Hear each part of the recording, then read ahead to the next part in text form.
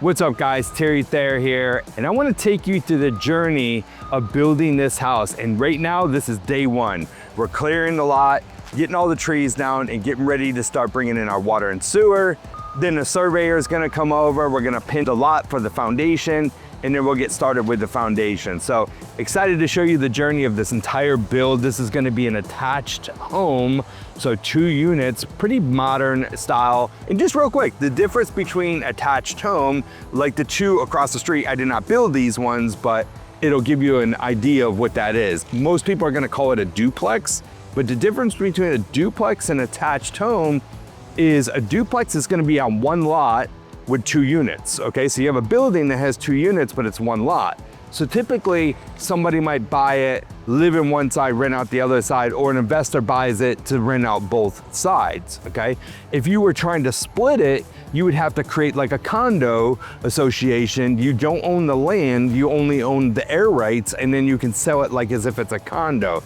In this case, we have a line drawn down the center. Imagine this like 2 end units of a townhome coming together. They're each on their own lot, so they own the actual dirt below it, not just the air rights like a condo would be. Since this is 2 units, we're plotted for right around 6 months. The typical single family home takes us about 5 months, but we're gonna do this one together at the exact same time. So our contractors are gonna take a little bit longer. So instead of being like 3 days to do an electrical rough-in, it might take 6 days, and so on and so forth for each contractor. So we're gonna show you this entire process. This is day 1. So if you're ever wondering if you have water and sewer in your area, one of the things that you're gonna look for is a manhole cover. The manhole cover is gonna show, yes, this is sewer. Our project is way down there. You can see where the trucks are working right there. And we have a street right here. So this isn't necessarily telling me that my sewer line is gonna go all the way down here. You always should check with the city or county and see if there's actually some kind of maps that show what's going on. We did get that, we have it, that shows that it went down there. This is the first indication. So my water and sewer guy, he's tapping in right now for our lot. What he did is he popped this up and he wanted to see which way everything was running. So when he popped this up, he saw that it was kind of shooting over there and shooting down the side. Our lot is on this side of the street, but the sewer is actually more on this side of the street. So don't get confused with this being sewer. A lot of people say, when they see this, they think that, yeah, we have sewer. This is stormwater, not sewer. So when you see this, understand that this is stormwater. Does not necessarily mean that you actually have sewer or water or anything like that. It's typically a good indication, because when you have stormwater, a lot of times the sewer and water come together, but not always. The purpose of the silt fence is, if you look at this lot's gonna grade back, and it's also gonna go this way, right? So what happens is any kind of water, rain, whatever, all this dirt, soil, silt will push off, and if we didn't have this, it's probably gonna end up into the neighbor's yard. It's gonna go back there into the additional lot. So this right here protects it from any kind of runoff going in that direction. Now, if our lot sloped towards the street, we would have something going on across the front, because the last thing we wanna do is make sure that we don't have water going onto the street. And then last but not least, right over here, we have like a recycled crushed concrete material that is gonna be what we call our temp drive. If a vehicle drives on this, what's gonna happen? All that mud's gonna get on the tires, it's gonna end up going down the street. The city may or may not try to fine me if I don't end up cleaning up that street. So we wanna make sure that we have something to where mud is not gonna stick. So we have this recycled concrete that goes down as our temporary driveway. So these are some of the items that you do when you're prepping for your build to get ready to start. So now we're putting in city water and sewer. As you see, we've got the street dug up here. We've had to tap into the sewer line right over here, as well as the water line. So you can see the tap, we're only doing it for one side because the other side already had water and sewer. Because remember, we're putting an attached home over here, not a duplex, because it has a property line going down the center. So they each need their own service. So this side did not have the service, even though there was 2 houses on this lot at one point in time. We don't know where the service is. There's no sign of it anywhere. So we had to bring in a new service for this. On this side, we already had a water service, and they're gonna dig out to find the actual sewer. We're gonna tap in and set that in place as well. So as you see down here, we've got this green wire that's going, and that's so that later on, if they want to locate this pipe after the street's already patched in and put together, it allows them to find this pipe from up top. So water and sewer is complete. They've done everything per the city's specification as far as they put a little bit of soil there, compacted the soil. They put concrete all the way up to just before the stone bed, then they have the gravel, and then they're getting ready to put the asphalt on top. So they've got a machine coming over here, and it's gonna mill the street right here, and then they're gonna put the asphalt on top, and everything will be complete over here as far as all the water and sewer goes. So the surveyors just came here and they pinned all of the corners. So when the guys come over here to dig the footers, they have a reference point of where each one of the corners are. So that'll show the outside corners. They know where to dig. They need to know this for a couple of reasons. They need to know, one, where the corners are, obviously. They need to know where the house is gonna sit, but they also need to know where the foundation's gonna sit, because they need to allow more footer for the projection. Meaning, we've got block sitting on the footer. We need to have about 3 inches minimum additional concrete outside of where the foundation is sitting. All right, it's footing day. So we made a slight little tweak in the field here once we started like figuring out some costs and such. And so footing's all dug. Right here is the lowest point, highest point up front. This nail right here represents the top of our footer, and we have another one right there. Well, when we take the top of the footer here and go to the top footer there and we shoot a laser on it, it's showing that we are roughly about a 58-inch difference. So I have the block foundation for a crawl space, and it's just gonna be 8-inch. I don't need to go to 12-inch. We'll end up being, you know, roughly about this tall above this nail right here. So maybe about 4 block. We need to be about 32 inches above grade is what we're shooting for. And I'll step the foundation as we go. So we're not gonna use nearly as much block. Now we do have piers that we're gonna have to add in here.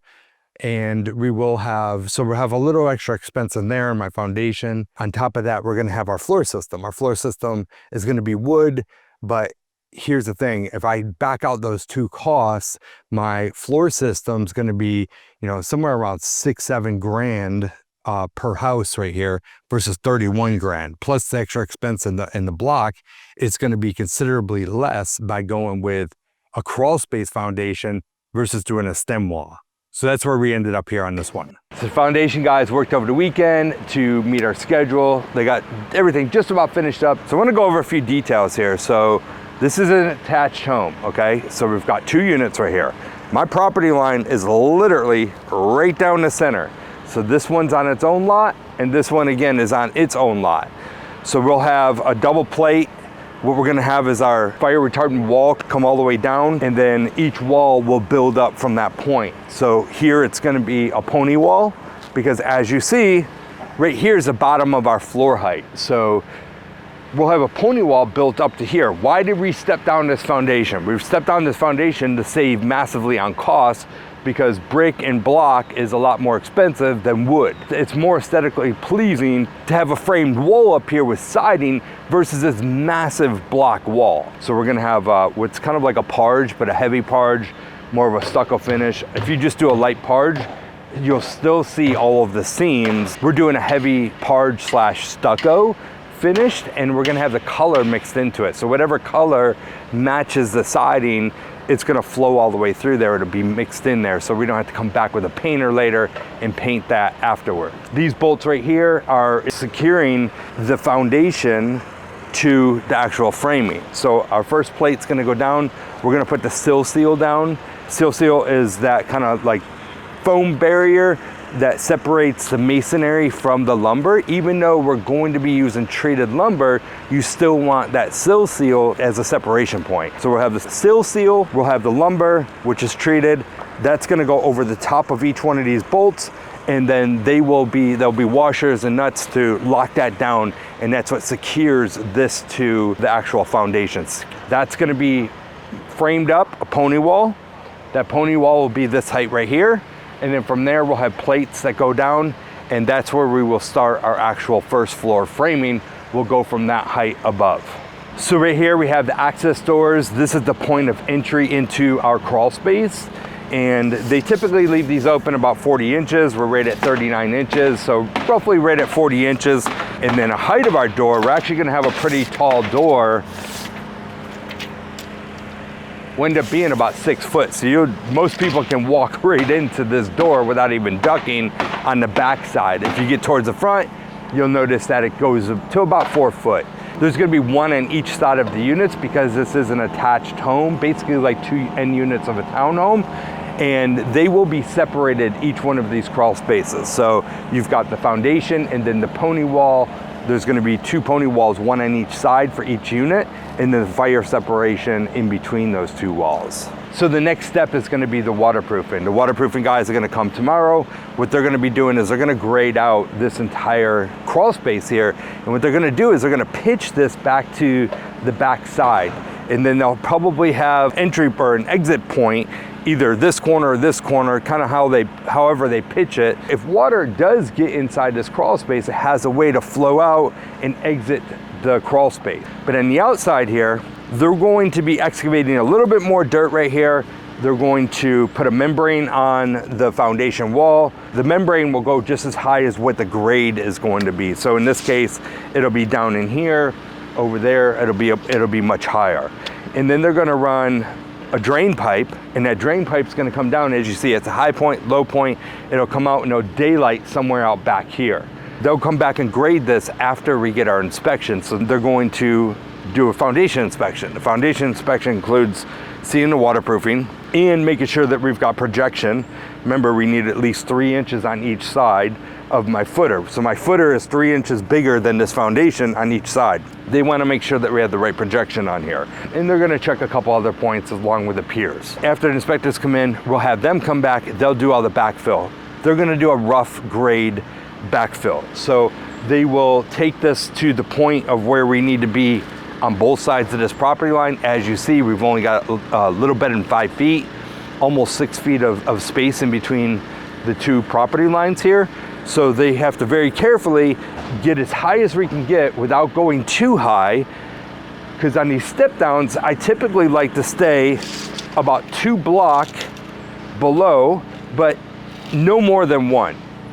So I want to stay at least 8 inches, because once they do the framing, my siding is going to drop a little bit below, and I need minimum of 6 inches per code, per a lot of different things, warranty of the side and such, to make sure that we don't have any kind of grade close to that point. So I like to stay here to have a little bit of space, but if they have to come up to pitch, and what they're going to do is they're going to create a swell.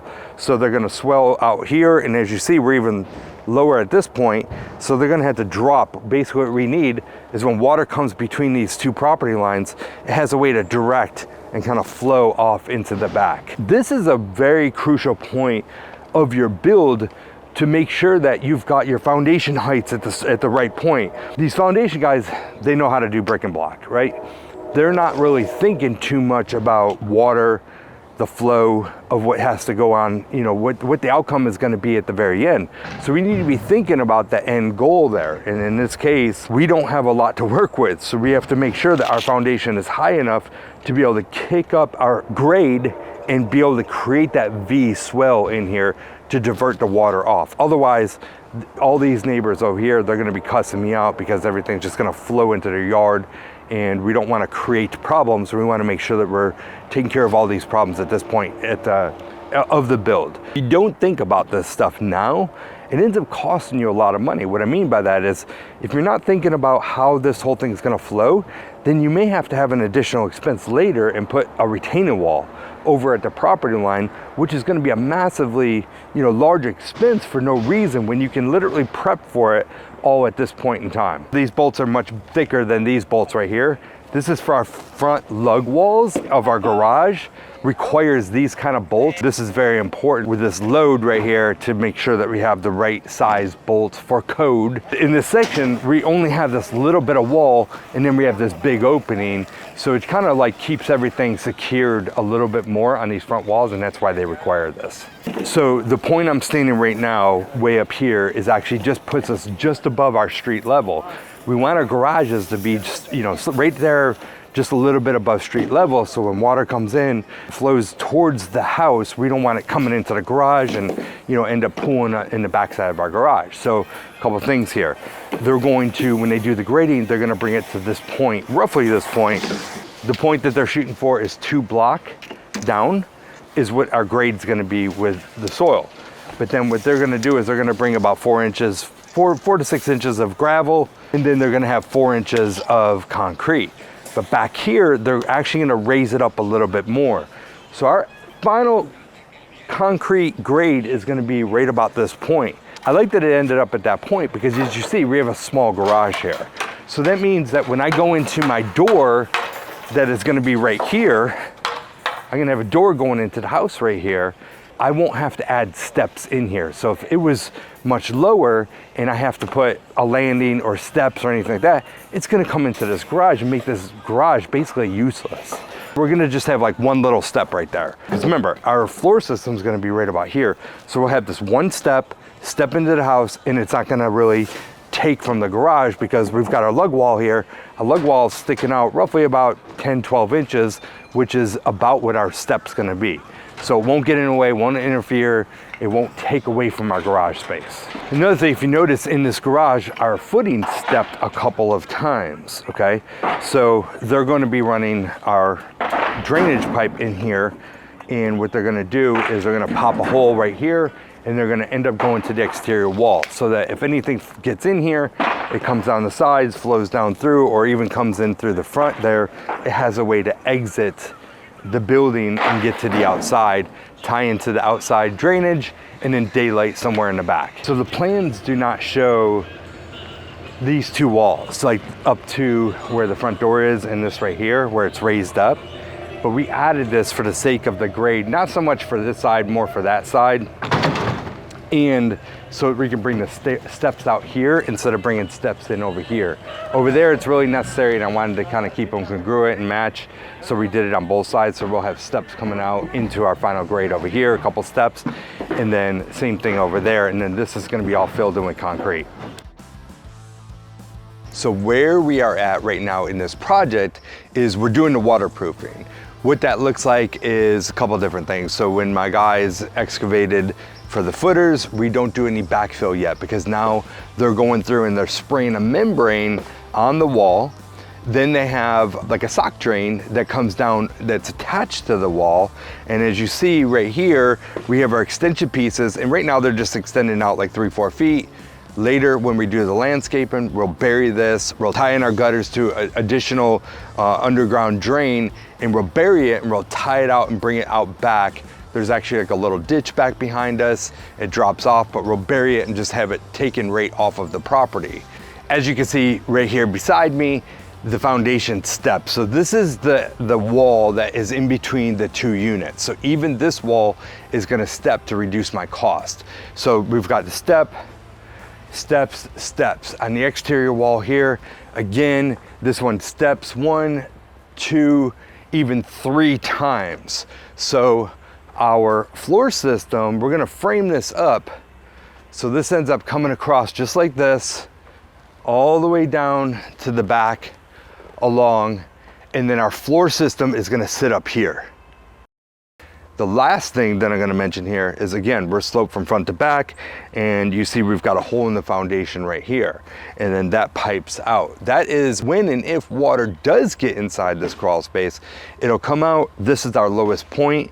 It's gonna drain out and then go out the back. Now it's gonna be finished off completely when we seal this crawl space. So we're gonna seal this crawl space. We'll show you that in a later video, but in this case, we're gonna have the walls. So we're gonna encapsulate the exterior walls with an insulation board. We're gonna take our vapor barrier membrane and we'll bring it up the wall and everything will be seamless. So if there is any water that comes in, it typically comes in behind that membrane and it will come along the sides and drain out. We just need an exit point for when it does come in here, because most likely in the state of North Carolina, the way our soils are, with the amount of rain that we have, we're probably going to have some water get inside this crawl space. It'll be super minimal. It probably won't even be enough to really drain unless we had some type of flood situation. It's really just kind of like condensation and such. It ends up draining out over in this space. So one of the things that we're doing here today is we're measuring the height of this pony wall, because we're getting ready to drop the materials for our floor system. So we have to put our floor system in, then we have to stop, get an inspection. Once that inspection's done, then we can build the house above that. So we need an open floor inspection. So for my material supplier, I need to let him know, because they have from plate up. That's what the plans show. What they don't know is what the site conditions are providing for us. So what they're providing for us is these step downs. So we're giving them those materials that we need, the length and width of what we need for our pony walls, so he can make sure that that material is here when they deliver the floor system. So the last thing that they need to finish up on this project is just this garage area and the porches here. They're going to finish with the membrane. They're gonna run their sock drain all the way up through here. They have it where it punches out over here in the corner, and then they'll come back and they'll level all this out so that now we can do our termite treatment and get our inspections and all that, and then we can start framing. Okay, so this particular lot actually slopes from this way over, from that side over to this side, and front to back. So the way they designed this waterproofing system is they have everything just kind of tying in where it comes in through. So it goes from that porch to this garage, this porch into here, which ties in now and flows off into the back. The reason why this porch is going to be filled up with concrete, this garage that's going to be, there's going to be gravel in there. We're going to level out the dirt. We're going to put gravel in these two areas, and then we're going to put our concrete. Well, if water were ever to get inside of here, it's gonna come, so when they put the concrete, they're gonna have an expansion pad that goes up against this concrete, like a felt pad, and the water can seep through there. It can run down this wall right here, and when it does get down here, you'll never have standing water underneath here. So what's gonna happen is it's actually gonna hit that drain, and it's gonna just kind of flow out. So this right here is our temp pole. This is giving us temporary power while we're doing the build.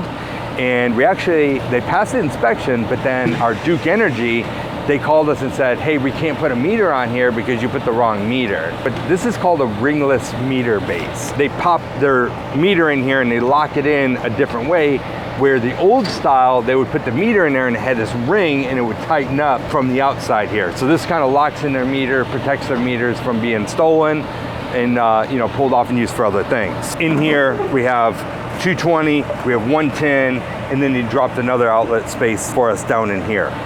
We started framing this morning, and this is where we're at. We talked about the step downs. We talked about that we're going to have to put the pony walls in. This is example what the pony wall is. We have our bottom plate, and then this is going to be our sill plate. This is going to be the standard height of our framing. Here it steps down, we have the pony wall. Our floor joists are gonna be at this height right here. So everything below is just that pony wall. This is gonna be our treated bottom plate. And if you look right here, we have our sill seal. Even if this is treated, we don't want this treated to touch the masonry. There's a chemical reaction, plus it'll just extend the life a lot further. So we have the sill seal that sits below this plate right here. Right here is gonna be our top plate of our pony wall, and then from there we have our floor system that's going to sit on top of it. Again, down here it's treated, and as you see right here, the bolts are holding and locks us into the foundation. Also notice we have 2x4s, and these 2x4s are 12-inch on center. So with this, because we have basically a third floor, we have 2 floors above here, this is considered like a third floor. This can be either 2x4s 12-inch on center, or we can opt to go 2x6, 16 on center. We have two different units here. I'm standing in one unit, over here is a separate unit. Between the two units, by code, we have to have a fire separation wall. If you look up here, we have two pieces of this 1-inch fire separation wall. It's shimmed out by a rip of material here and then again here. So we have a 1-inch barrier between the two walls. And as you see, it's locked in with a track here and it's locked in with a track here. On the other side, they haven't done this yet, but on the other side, there'll be clips that tie this wall to the framing, to the plates, and again in between. So that kind of holds everything in place. Each one of these layers is a 1-hour barrier. So when you have 2 hours. And then once we build this wall on this side, and then we put drywall on that wall, that's gonna allow for like another 30, 45 minutes. So you've got almost 3 hours, 2.5, 3 hours before, like if the fire is on this side, to be able to get over to the other side. That's what the concept is of having this board right here. Standing in the crawl space of one of the units, as you can see, the floor system on this side is built. So we're gonna have to have an open floor inspection. This is what the floor system is looking like. We've got the girder system sitting on the piers. The floor system's going all the way across, spanning all the way across. But then we have point loads like this here and this here, where we have stairs are sitting right about here. So we're gonna have more load right here. So that's the purpose of this block and these girders. Now, if I had more time with this one, I didn't really have the time because it's kind of last minute with this particular project. I would have gone with TJIs on this for the floor system. We would eliminate all of these piers and we would span all the way across. I'm standing in the back of the unit. This is going to be the tallest point of our pony wall right here. And as you see, this area is pretty much complete except for the sheathing that's going to go on the outside. This now represents our access door. This side of the crawl space is pretty tall and it gets smaller as we go to the front of the property. Over here in the other unit, if you notice, they brought the grade up too high. This is just a rough grade. They're trying to cover over their waterproofing, which I'm gonna stucco this foundation. When we stucco this foundation, we can go over that waterproofing membrane. The actual waterproofing is another 2+ block down, so we have plenty of space. But like the other side, we have a whole block exposed. I wanna have about 6 inches right here of this dirt lowered. So when we go to do our final grade, when we're doing our landscaping and such, we're gonna bring this down about another 6 inches or so, maybe 8 inches, because once we put the sod and everything, it'll raise it up. I don't want any water being able to get into this crawl space here. Right here is showing our waterproofing. Earlier, we showed you how it went around the house, comes out, and this is what we call daylighting. This is where it daylights. Now, this is a temporary daylight.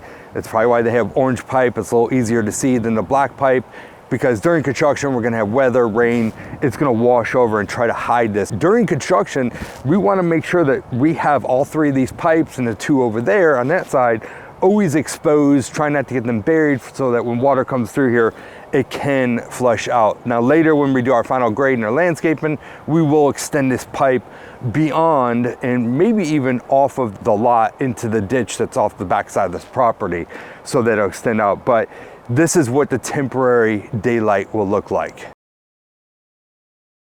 Now we're on top. As you can see, this is the top view of this unit where they've got the floor system finished, 2x10 floor system. And from here will be a 3/4 sheathing that goes on top of this. But this is what the floor system is looking like on this particular unit over here. Over on this side, they've just built the pony walls. They're starting to put the fire separation wall in. And once they complete that, they'll run all of the framing for the floor system on this unit over here. We're up on the 2nd floor. We got this thing framed, roof's on, and we're just trying to get caught up here. We lost a few days of rain. As you see, I'm standing in a pile of water that's come through into this house, but we're getting back on track. We're able to do a few things with our schedule, double up our plumber and our mechanical contractor. Normally, we would wait till the plumber's done, start the mechanical, and then so on and so forth. But we talked to both of these trades. We're like, hey, we're trying to get back on schedule. We'll be okay if you guys work together. And yes, they're agreeing with it. So everything's cool there.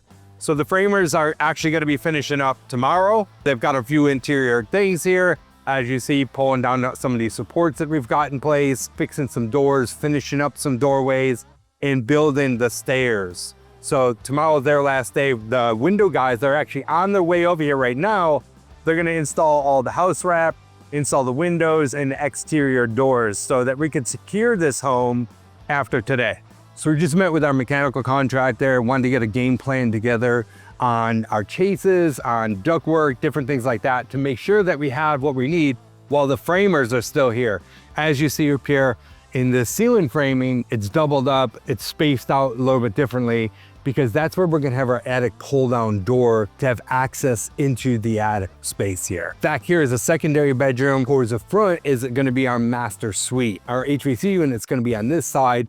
Over here will be more for storage. So you don't hear anything, not that they really make any kind of noise, but there might be a little bit of noise that they can hear. So you always try to make the master suite the most comfortable out of everything at all the rooms inside the house. One of the things that we discussed here is what do we need for decking? I need decking up there, basically a floor, an attic space to be able to put the unit and then have some more for storage space. So what we ended up doing is we're gonna go with 2 sheets plywood this way by 2 sheets out. So we'll have 4 sheets on this side, 4 sheets on this side, and that'll be enough for the unit and then given enough for storage space. Now we can't deck the entire thing.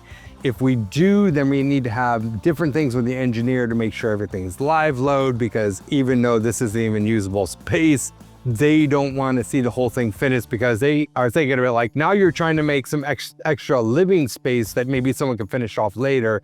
We don't have the height for it here, but still kind of how they look at it. I've made that mistake before and decked an entire attic space without having an engineer, and it kind of caused a little bit of problems. So, you just want to make sure that you're showing that this is for the unit to sit on. This is for storage space. Not too much, but not too little is what I try to accomplish there. So remember, this is an attached home, basically a duplex, only they're on their own land, their own parcel, they own the land. So we have to have this fire separation wall, shaft liner, dense glass, whatever you want to call this. And then as you see, it has a 1-inch air barrier right here. So it has a 1-inch spacing. They're not finished with everything. They still have to put the clips on here that ties the framing to the actual, this fire separation wall. But this right here acts as a 2-hour firewall. So if there's a fire in this unit, theoretically, it would take 2 hours before fire would be over on that unit. That gives time for the firefighters to come here and be able to try to put out the fire here before it spreads into the other side. So fire is a big thing when you're doing framing. There's all kinds of different things with fire blocking, which they're not really at that point yet. Can't really show you that, but fire blocking, and then you'll see it's trades that come through here. Any kind of penetrations that come up through floors, we have to put a fire caulk or a fire foam to kind of seal those air gaps, because when you have this space that comes up through here, how is fire fed? It's fed through oxygen. So if you have oxygen coming up, you have these holes and it's in a closed-in space, it kind of like pulls oxygen up through. So if there's a fire, it would make it spread a lot easier. So there's a lot of different things that we do in the framing stage before we get that inspection to make sure that we take care of any kind of fire issues, so that we could stop the spreading. If there is a fire in any unit or any floor or any room, keep it from spreading faster into other areas. Another detail that we have is up here on the roof. As you notice, you've got like a reddish color plywood, which that is gonna be like a fire treated plywood that we've got here that comes 4 foot. It's separated 4 foot from each unit. So right here, we've got the fire treated plywood, 4 feet over, and it will go down this entire area right here. So this is another, kind of layer that kind of stop the fire or slow down the fire from spreading, is having that. So it has to be within 4 feet of each unit. Down here on the first floor, they have this fire separation wall completed with the clips. So what I was talking about the clips, it ties this right here, this H channel, ties this H channel to the framing here, and as you see up here. So this kind of like keeps everything before, make sure it maintains this 1-inch air gap as well. This is like one of the things I always get called back on where we'll fail an inspection if we miss something. And I like to make sure that I tell my framers ahead of time, because it prevents me from failing framing inspection. I have 3 jacks going right up underneath this header. And then you'll see I have 3 kings. These 3 right here go up beside this header right here. The reason why I need 3 kings on each side, it's basically for every 2 feet of opening, we need 1 king. So this right here is about 5 feet of opening, between 4 and 6 feet. So we need to have a 3rd king right here. So we've got 3 kings. Then when you have all this stacked together with your kings and jacks, you take the strapping and you put the strapping on there, and notice that every single hole is filled with one of these hanger nails right here. It's got to be a specific nail that is used to shoot this in. You can't just use any nail. This right here holds this whole thing together from any kind of expansion or twisting or anything like that. So it holds this up. So this is a critical point to make sure that this happens like this properly. The way I typically build my homes is I stick frame my walls. So we build these on site, we stand these walls. The floor system, I usually use an I-joist. Because of site conditions, we made a switch from going from a mono slab to an actual crawl space on this particular unit. When we were grading, we ended up finding a bunch of trash in this lot. So once we excavated that lot, it kind of gave us too much of a slope to where we couldn't flatten it out the way we thought we could without bringing in a bunch of dirt. Would have been super expensive. So we, on the fly, turned this from a mono slab to a crawl space. So if I had more time to be able to get the engineering, get the I-joists and all that, I would have spanned all the way across. We would not have used any piers on this house. So next time we build this plan and I'm doing a crawl space, I won't have any piers in the crawl space. We'll just span from this wall over to this wall. And when we have that span right there, it just gives us a nice open crawl space. Okay, so now going to the second floor. On my first floor ceiling, my second floor, you'll notice that I use an open web truss right there. So the reason why you use an open web truss versus an I-joist, you can use an I-joist. There's places where you can pass through those that are specific for that, for ductwork or whatever. But I think this is a lot cleaner, easier application than doing an I-joist on a second floor.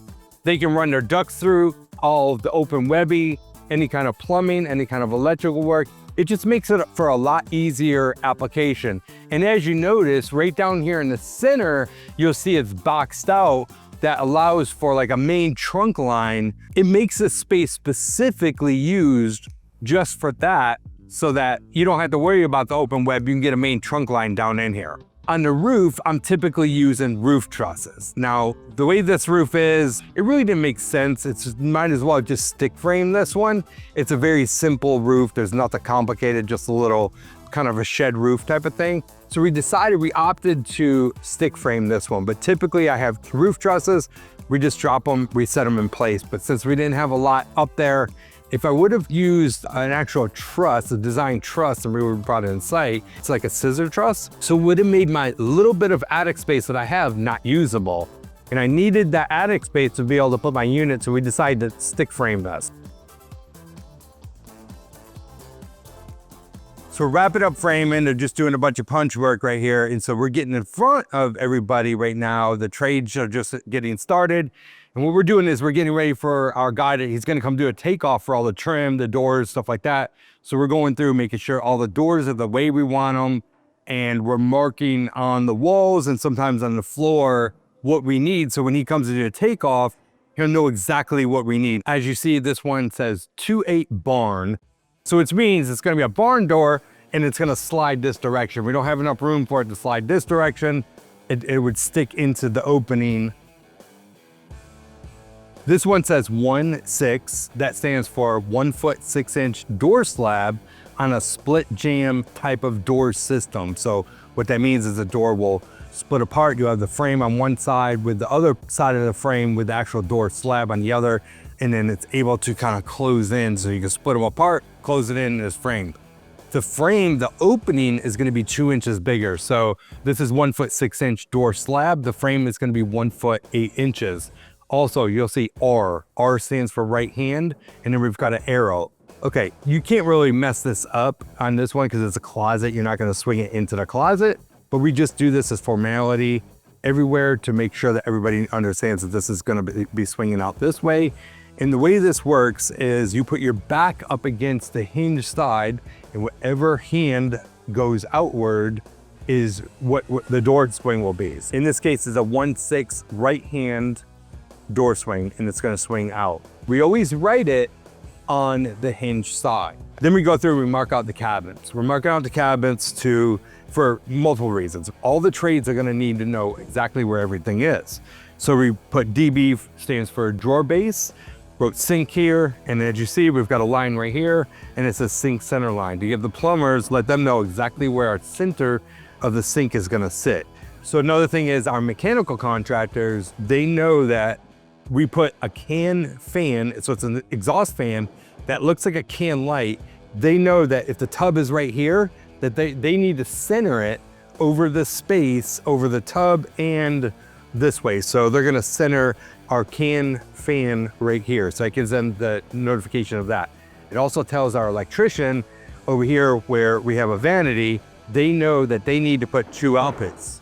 They need to put an outlet on this side and they need to put an outlet on this side. So this tells them the clearance of where the vanity is gonna be, where the toilet, where everything's gonna be, so that they don't have any guessing and figuring out where things are.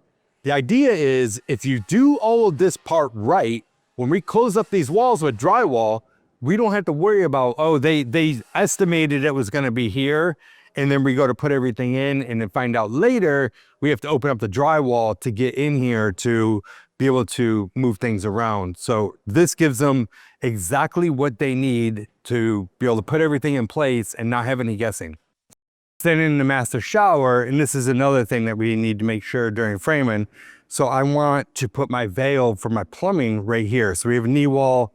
The plans didn't really indicate this very well. They had this running all the way up. We cut this down to bring it to a knee wall, but then they had a 2x4 right here. So I had to move, as you can see, the framing was right there. Had to move this over to separate this because we're gonna put our plumbing valve right here, and I marked it on the floor so that the plumbers know and understand. Just in case they show up while we're not here, shower head on this side. But the idea is reach in, turn the valve on, you don't have to run from the water. As you can see, we've got the house wrap on this house, and some of the things I want you to notice is that most of the seams that you'll see around the entire perimeter of this house are gonna be horizontal seams versus a few smaller vertical seams like this here. So I never have my framers install my house wrap. Nothing against my framers, but they're just gonna run it. They're probably not gonna tape it the right way. They're not really trained for water and how that whole thing flows. And I wanna make sure everything's lapping the right way. As you see, this piece comes in, this piece goes over the top, and it's taped. So essentially, like, I can literally probably have this house maybe 2 or 3 years, and the house wrap, the sun's gonna wear it down, it's gonna thin out and dry out over time. So it's not an end finished product, but literally the way this house is set up, I'm not gonna have any leaks for a couple of years just like this. Now I put siding on there, I'm protecting this for pretty much a lifetime because it's not gonna be weathered. If and when water gets behind that siding, it's gonna be able to wick away and not go absorb into the lumber, the wood of the house, okay? So another thing I want you to see is the way the windows are installed and the way that they're taped. I never have the framers install windows for a couple of reasons. One, I want to make sure that these things are all taped properly. They're going to set them right. They're going to make sure that they're operating the right way. But these guys are going to take another extra step and make sure we've got these set up to where we don't have any water issues. So they take this tape and they run it along the sill.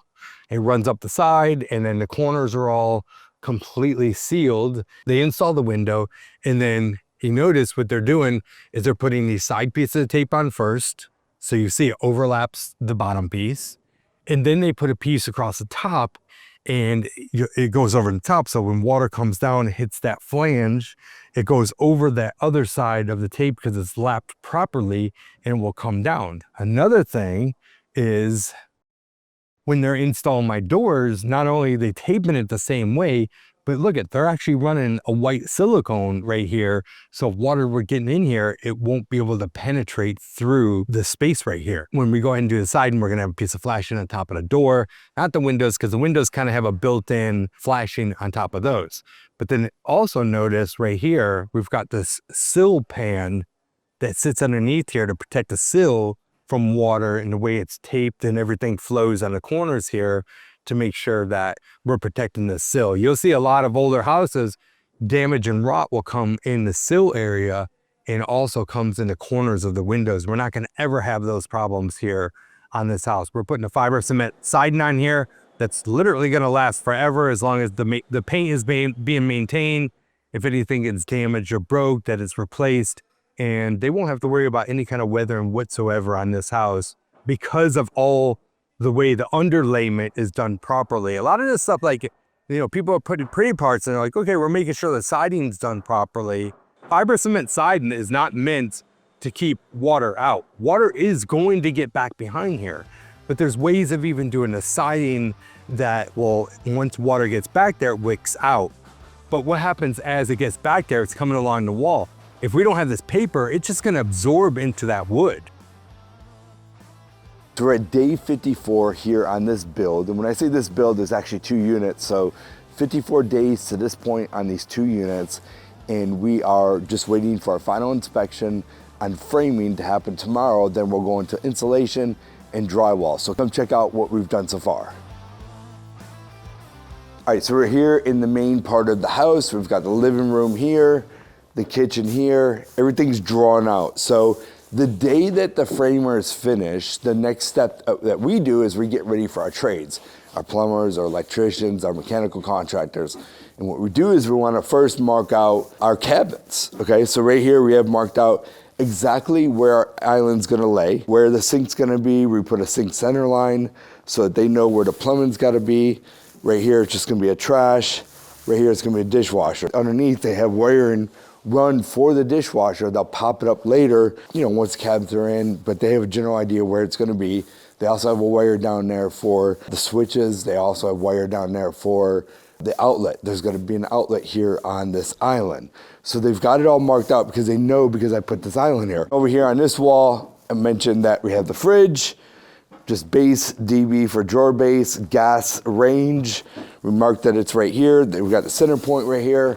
Therefore, they know to put the hood fan, that point right there. Then we got another drawer base, corner cabinet, base, and then also marked over here, microwave. So it's gonna be a microwave cabinet. They have this wire right here looped for the microwave cabinet. They'll pull that into the cabinet later on after it's all finished out. We also have UCL under cabinet lights right here. So these are popping out. To code, they're gonna put the outlets, but they have to know where the cabinets are to know where things are gonna be. Over here in the living room, we made this the TV wall. At one point we were looking at making this the wall. So instead of the living room laying this way, we're more gonna have it sit this way. So we have it marked, and they put an outlet and some Cat 6 up here to mount a TV. And that way, if they're at the kitchen, they can see a TV, plus at the living room space, they can see a TV. So we have to mark different things like this. We don't have to mark outlets, because this is all gonna be per code. We are gonna mark switches and lights. So I have a 3-gang here, and we marked where it goes to each light up here in the ceiling. So how many can lights, where the can lights are gonna be, that is all notified on a plan.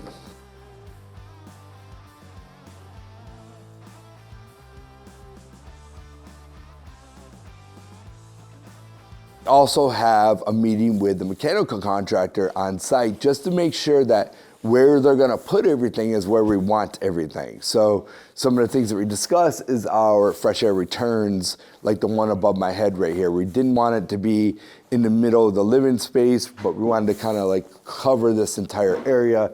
We also have our thermostat right here below that. In this bathroom, the powder room, basically we just marked that we have a pedestal here, which we're actually gonna do a wall mount, and they put blocking for that wall mount, and then the toilet over in here.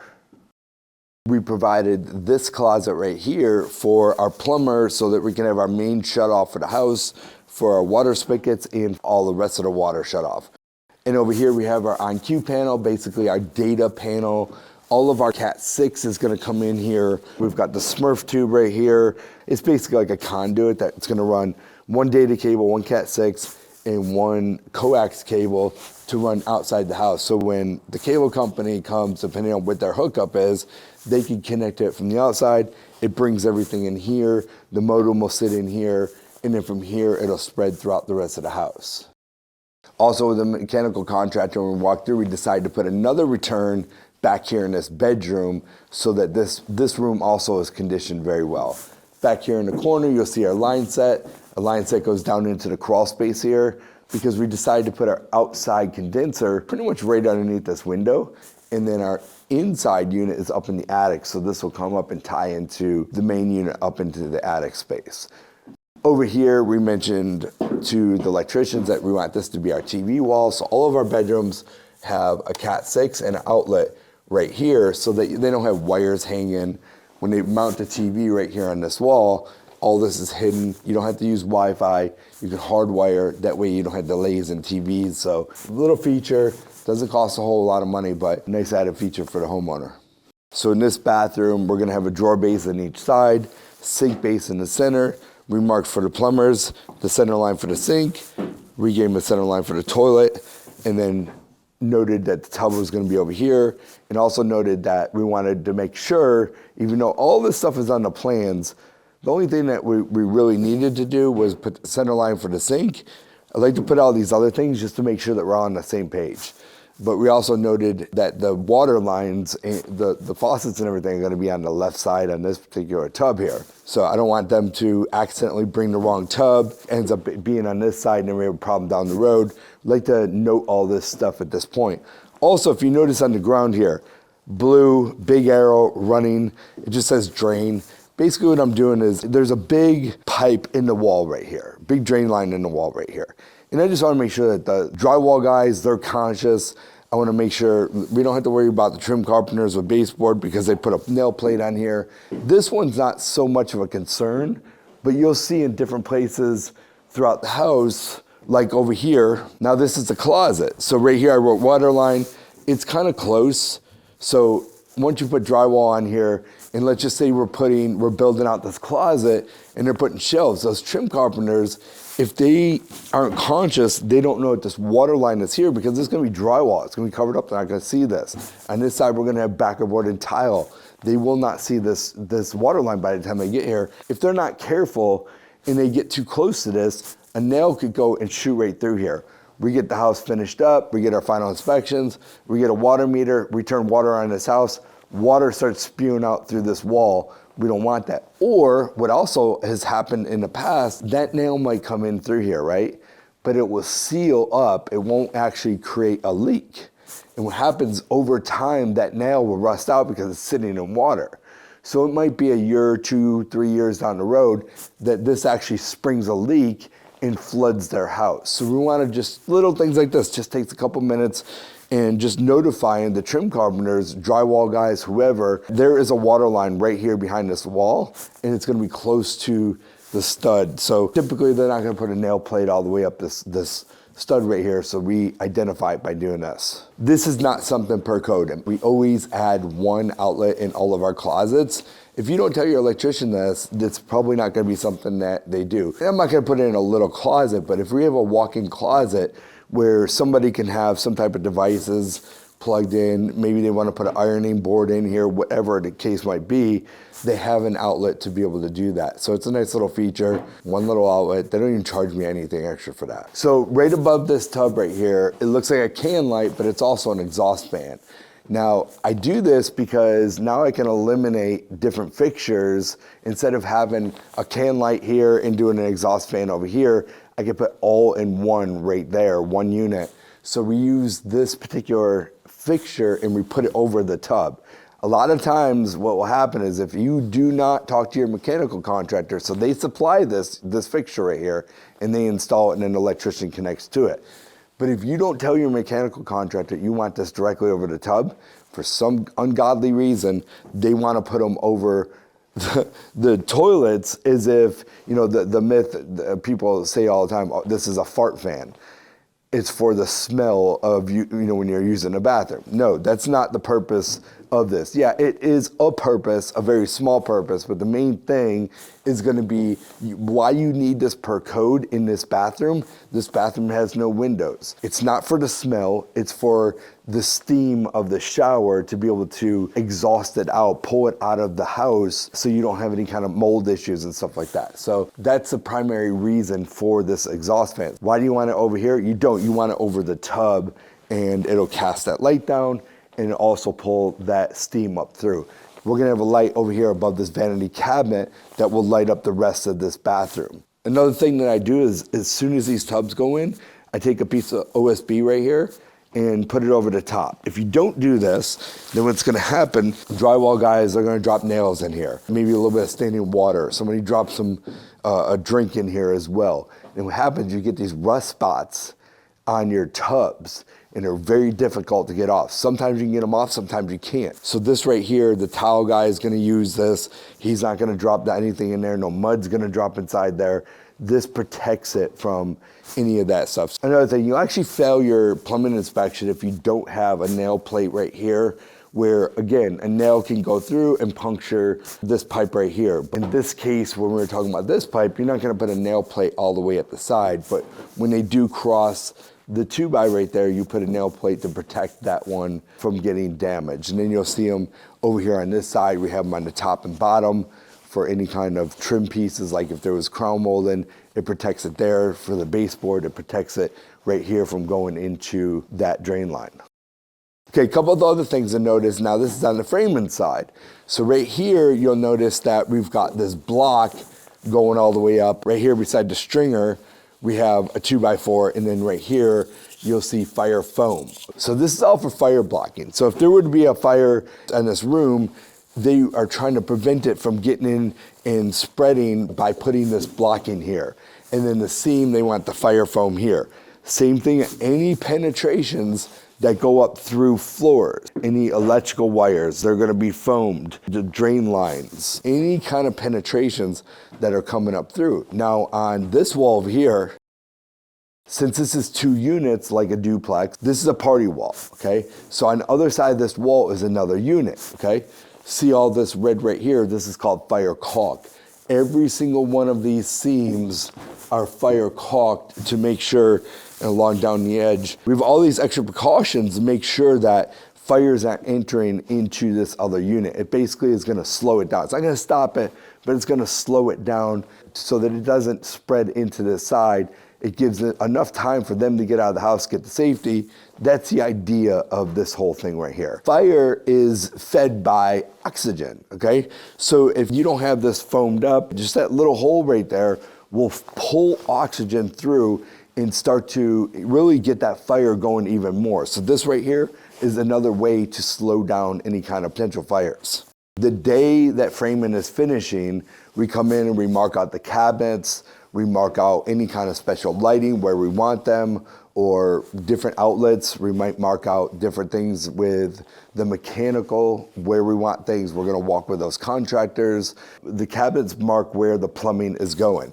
The other thing that we're doing is we're marking out our door swings. So the way door swings work is this. I've heard so many people talk about like the way you grab a handle, all that, that's all wrong. There's one easy way to mark how a door will swing. You put your back up against a hinge side. If I want this door to swing into the right here, this is a right-hand door, okay? If I want it to swing this way, it's a left-hand door. If I come over here, right, left, and remember, I don't have to say in swing or out swing when it comes to an interior door, because if I have this as a right-hand door, but I mark on the hinge side 2'4" 4" door, that's how big my door slab is gonna be, and I put an R for right, and then I'm just throwing an arrow in there just to add one more layer of making sure that everybody understands that this is the right-hand door, it's gonna swing that way, because I can take the same door and I can make this a right hand this way. Just by putting it one direction or the other direction, it could still be a right-hand door. If I just put 2'4" right, or if the plan just says 2'4" right, they could mix it up and put it from one side to the other. So we always put on the hinge side what the size is, the swing, and what direction it's going to open. Now, yes, the plans are gonna have all of this already in place, but sometimes when you get on site, you make a few changes. So we always put this stuff on there, and then our supplier comes through within a day or two later. They're getting all of our door measurements, our trim takeoff, and getting our doors put into production. So when we need them, they're already built, ready, because they take a couple of weeks to get ready. So we do that for our supplier so he knows exactly what we want in this opening.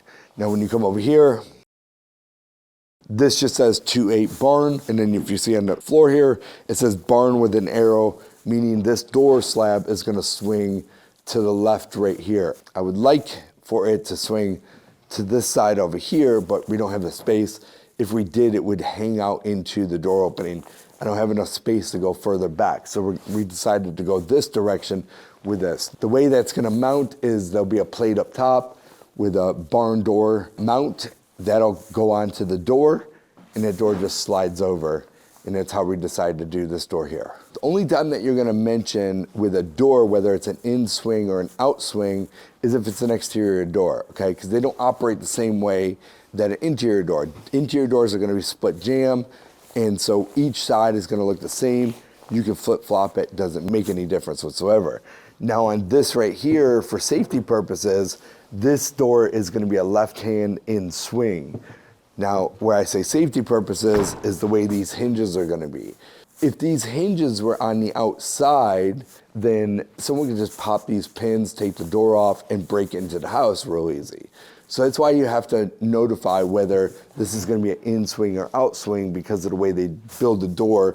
And on the inside, you're gonna have interior trim casing. On the exterior, you're typically gonna have what's called a brick mold. A couple other things to note and mention that need to be done before you get your framing inspection passed is they're gonna do all this draft stop. So they're gonna put this foam inside the jambs of the windows. As you see down here at the bottom plate, you've got it between the two top plates. There's multiple different areas that they're gonna put this particular material to stop any kind of drafts from coming inside. So this is all part of code. They will not pass the inspection unless you have all this stuff in place. They're doing that before you do insulation. So as far as your framing goes, if you notice, we've got a lot of lumber right here, a lot of support right there.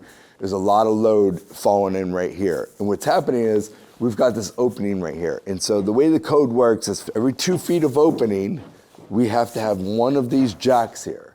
So in this case, it's right at about 7 feet. So it falls into between 6 and 8. So you have to have 4. So we have 4 jacks and then we have 4 kings.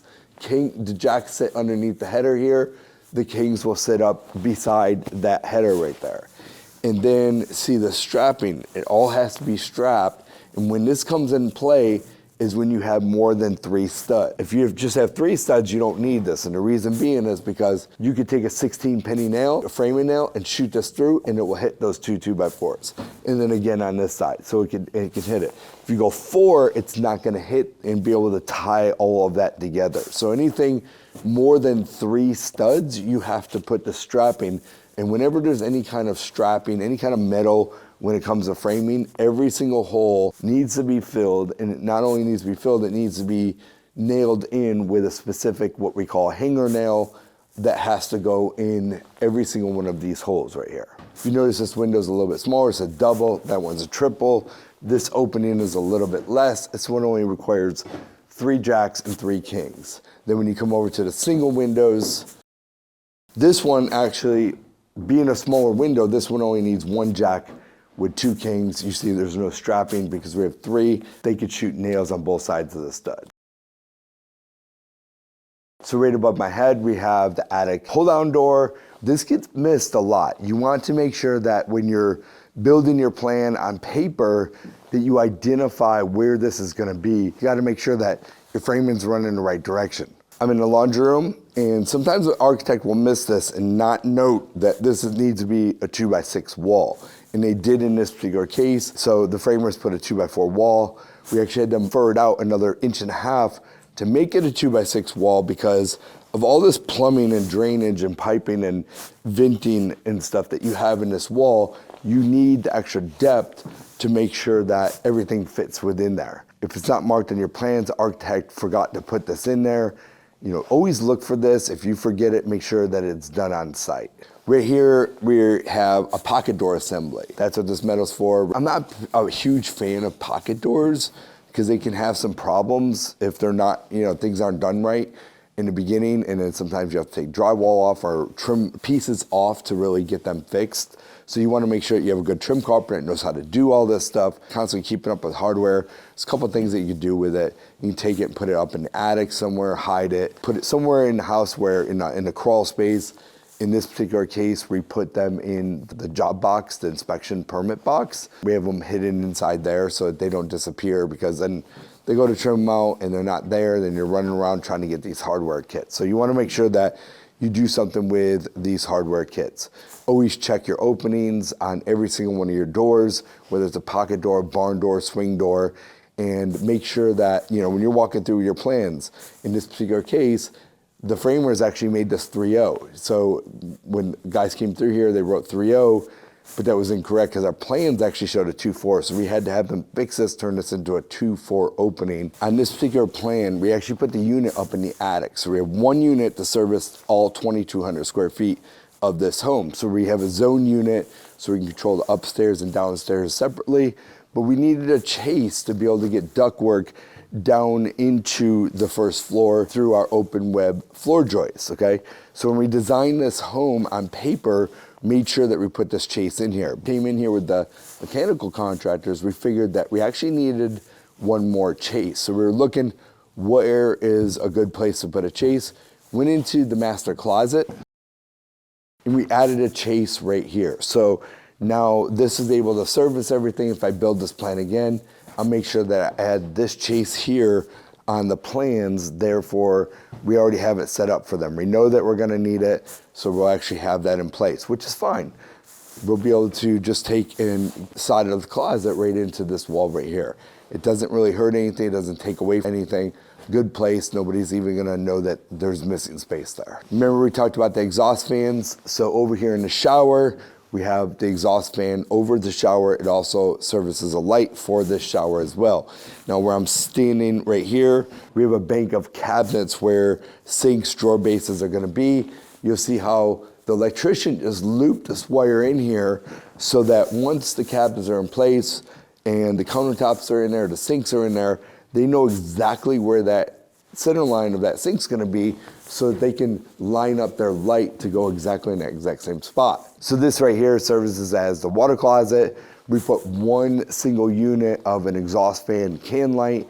It's gonna light up this room and also create the exhaust for this room. The exhaust in this case is for smell.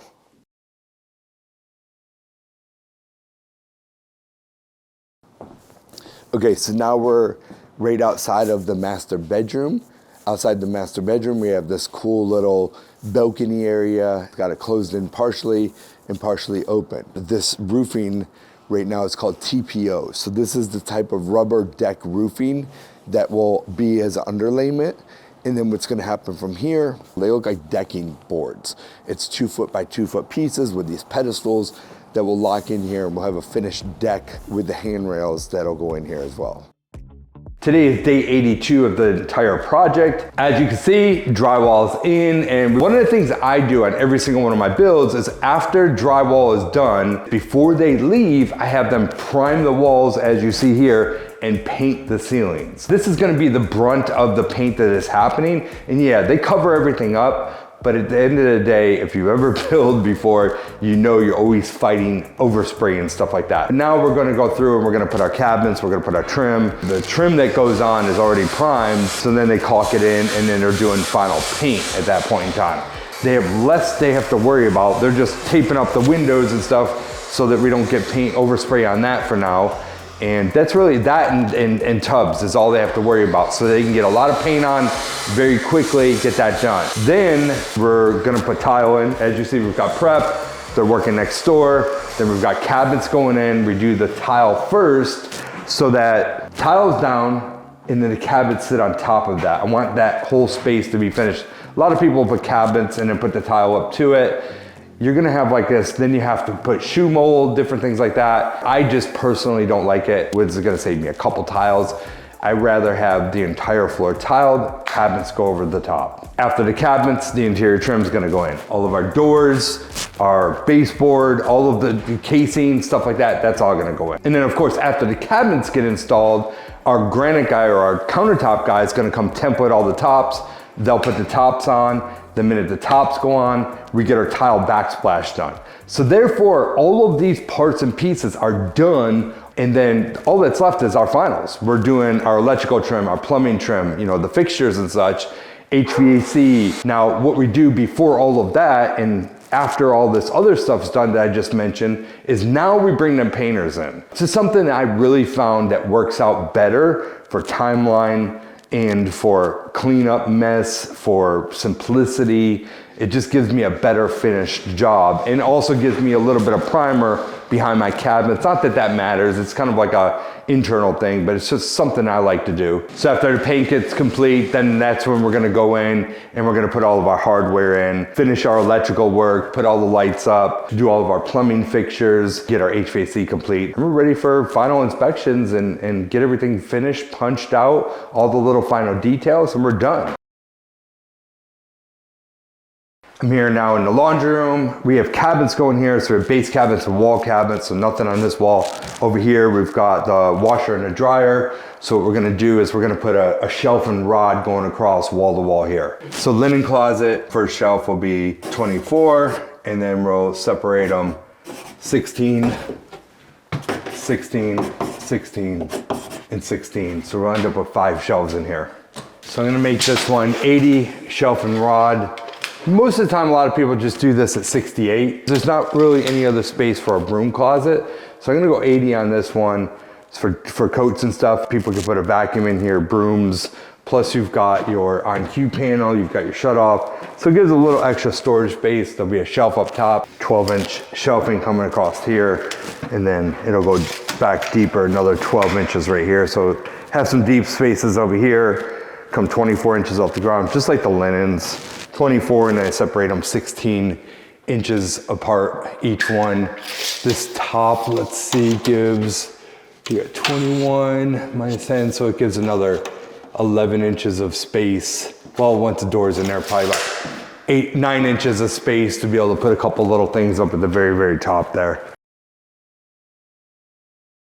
10 foot 5 inches, let's go to 4 foot. I'll go 4 foot on both sides. This is gonna be my main wall here.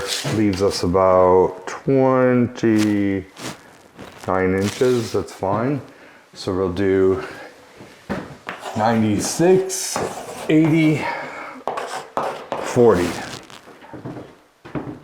40, 80, 96. So double hanging 40, 80, and then we put another shelf at 96.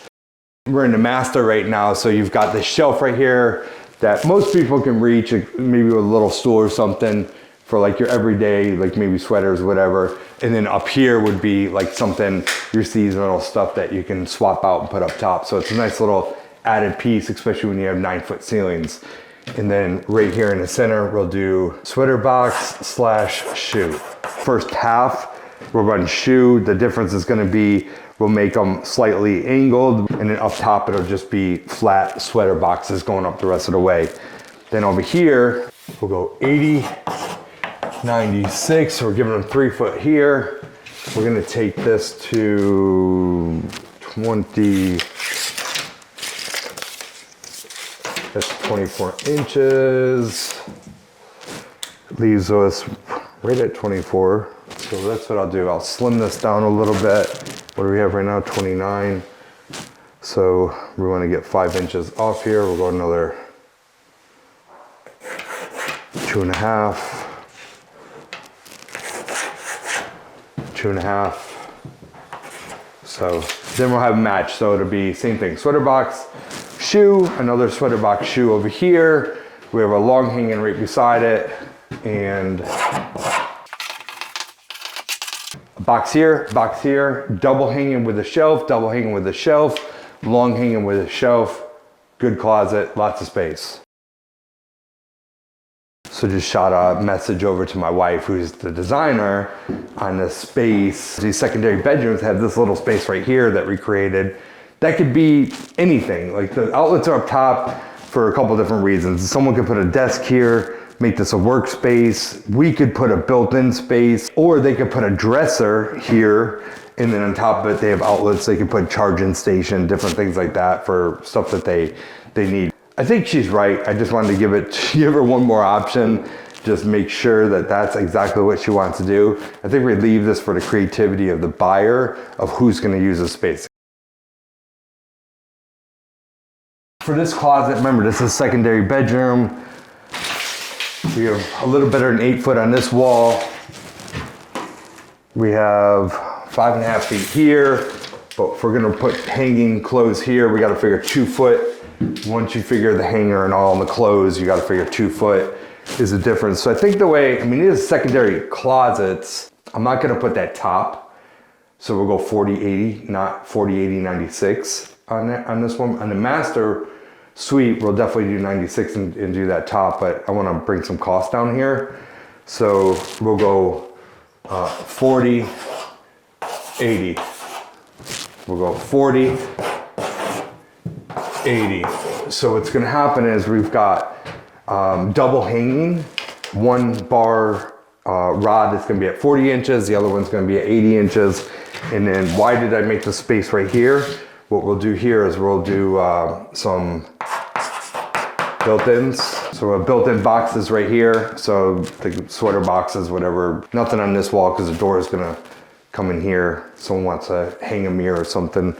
Probably not really, I mean, I guess there'd be enough space, but nothing we're gonna provide on this. And I think this is gonna be a really nice closet. All right, so this wall, we have 7 feet 2 inches. So we'll go in between that. So I'll go 3-1. We'll split this in half, and what we'll do is we'll go 40-80, secondary bedroom, which is still a very nice closet. 40-80, I'll mark 24 inches off of here. And what we'll do is we'll make the rest, we'll go 80, and that's it. So we just finished the cable rails on this one. Gives it a cool little look for what we're doing. Has like the center brace there to hold it better, locks in there. It's kind of a cool look for this style home. Today's day 87 of this project, and what's pretty cool is we got the finishes going in. We're gonna take you through a walkthrough and show you all the different things. The other big thing is on day 87, we have a 21-year-old. So Kylie, my daughter, who's a project manager over here, is now 21 as of today. Happy birthday, Kylie. So in this house, we decided to use basically a Chinese cabinet. They're a knockdown cabinet. They come in a box, and the guys over here are assembling the cabinets and then installing the cabinet. So it's easier to get them here this way. Less expensive, but honestly, these cabinets in most cases are much better than a lot of cabinets that companies are putting out there. I would say the only big difference is you're gonna have an import ply versus a domestic ply, being from either Canada or the US, so you're gonna see multiple plies here. I've been putting these types of cabinets in now for over 10 years, and I've never had any problems whatsoever. They're always gonna be solid wood. So if you look at a assembled cabinet over here, the face frame is wood as well as the sides and back. Every piece of this is wood. A lot of cabinets that you're gonna wait weeks and weeks, 6, 8, 9 weeks for, this is gonna be MDF or particle board versus a ply. So in this unit at the front door, we decided to put some type of drop zone here. We don't have a coat closet in this house. I mean, we've got something in the back. It can be used, but it's pretty small. But a lot of people like these like drop zones in a mudroom area. We're putting it right here at the front door. We're gonna make this look pretty. It's gonna be, built out, have a bench on here, recess the wall in, some cubbies so you put shoes down in here. This right here is gonna have a finished wall panel. Kind of looks like a bead board, but it's all finished when you purchase it, so that we'll put inside here. It'll be like a lighter color wood, and we're gonna paint this black, and then up top we'll have some boxes to be able to put some in with some hooks. So you can put some coats on here, scarves, whatever you wanna put in here. I went ahead and laid this out and designed it of how I want this done when the trim carpenters get here. So we got the boss, the designer here, going through, making sure, checking her selections, make sure everything's good, there's no adjustments that need to be made. And also, even though she already has all the selections like the final flooring, the paint, countertops, all this stuff, if she needs to pull a quick audible by looking at this, this is the purpose and reason why she's here right now. I'm standing here in the master shower, and we had to make a quick audible and decision on this because this particular tile, we literally have every bit of it that exists. So I guess it's a discontinued tile, and we literally had just enough to finish this. He's got enough to do these caps. We are gonna have to put a seam, not my preference, that was wet. Not my preference, but it's fine. We're gonna have one seam here, one seam here, one seam here. I don't like to put seams on this type of space, but it's gonna be fine. Everything's waterproof, sealed very well. But what we did is we didn't have enough for the bench. So the Audible, Christy took a look at it, and what she said is, why don't we take this floor tile here and put it just on the bench? And as you see, I think it complements very well. It's gonna look good, and we don't have to worry about, you know, trying to figure out what else we're gonna do with not having enough tile. Because the other option was to not do this wall or to run a piece vertical versus horizontal. And I think it would have thrown off a lot when you're standing over there looking at this with the pattern. So sometimes you have to get creative on what you need to do to make your finishes work with materials. So an important lesson, something that everybody should be doing on every single job site is one. So our project manager, every single time they come over here, every single day, take pictures of like the outside or anything that has changed from day one to day two, as they come over here. So they'll take a front picture just to document everything that's going on in the front, everything's fine, nothing damaged, all that stuff. I'll tell you why we do that. For one, for billing purposes. If someone turns in a bill early, not within our pay period time, somebody in the office can go back and document, hey, yes, they had the drywall finished at that time. Because we'll have times where they'll literally turn in a bill and they haven't even started yet. And instead of having all this communication back and forth, we do have where the project manager approves all the bills, make sure everything's done. But by the time they get it, it may already be done. So we're trying to avoid them billing before they actually do the work. So we would just want to check and balances. Like that's one reason.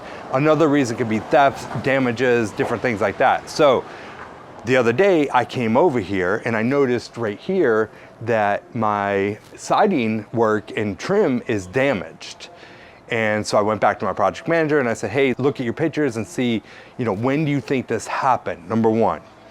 Number two, I have a camera that's right here. We have it on every single one of our job sites. They're solar so that you don't have to worry about charging them. So we have this camera. So first thing we did is looked at the front pictures. Okay, we narrowed it down to what day it happened and then went back and the cameras to that day. And guess what we found? We found the plumbers, when they did the water and sewer, they had a big ditch right here. So they had a ditch, going around the corner. After they got the inspection, they filled in their ditch, they backfilled everything. Well, he had a piece of equipment, a mini excavator, right here that came up and hit my trim. So now we know who it is. Because if I didn't have this, and we didn't spend 15, 20 minutes trying to figure out who did it, then guess who's paying for that? I'm paying for this. But instead, this is gonna be a back charge to the plumber, and they're gonna be paying for this. So lesson learned, to make sure that you always have cameras on site and you document every single time you come on site. It goes in your project management software. That way there's multiple reasons, like I mentioned, and this is one of them. As you see, the garage doors went in, and this is an insulated garage door. Why did I choose an insulated garage door? Pay a little bit extra, it's a couple $100 more to have a double wall with the insulation in there, is because not all of the space above here is living, but I do have some living space above this, and it is the master bedroom. So anytime I have any kind of living space whatsoever above the garage, I will make sure that the door is an insulated door.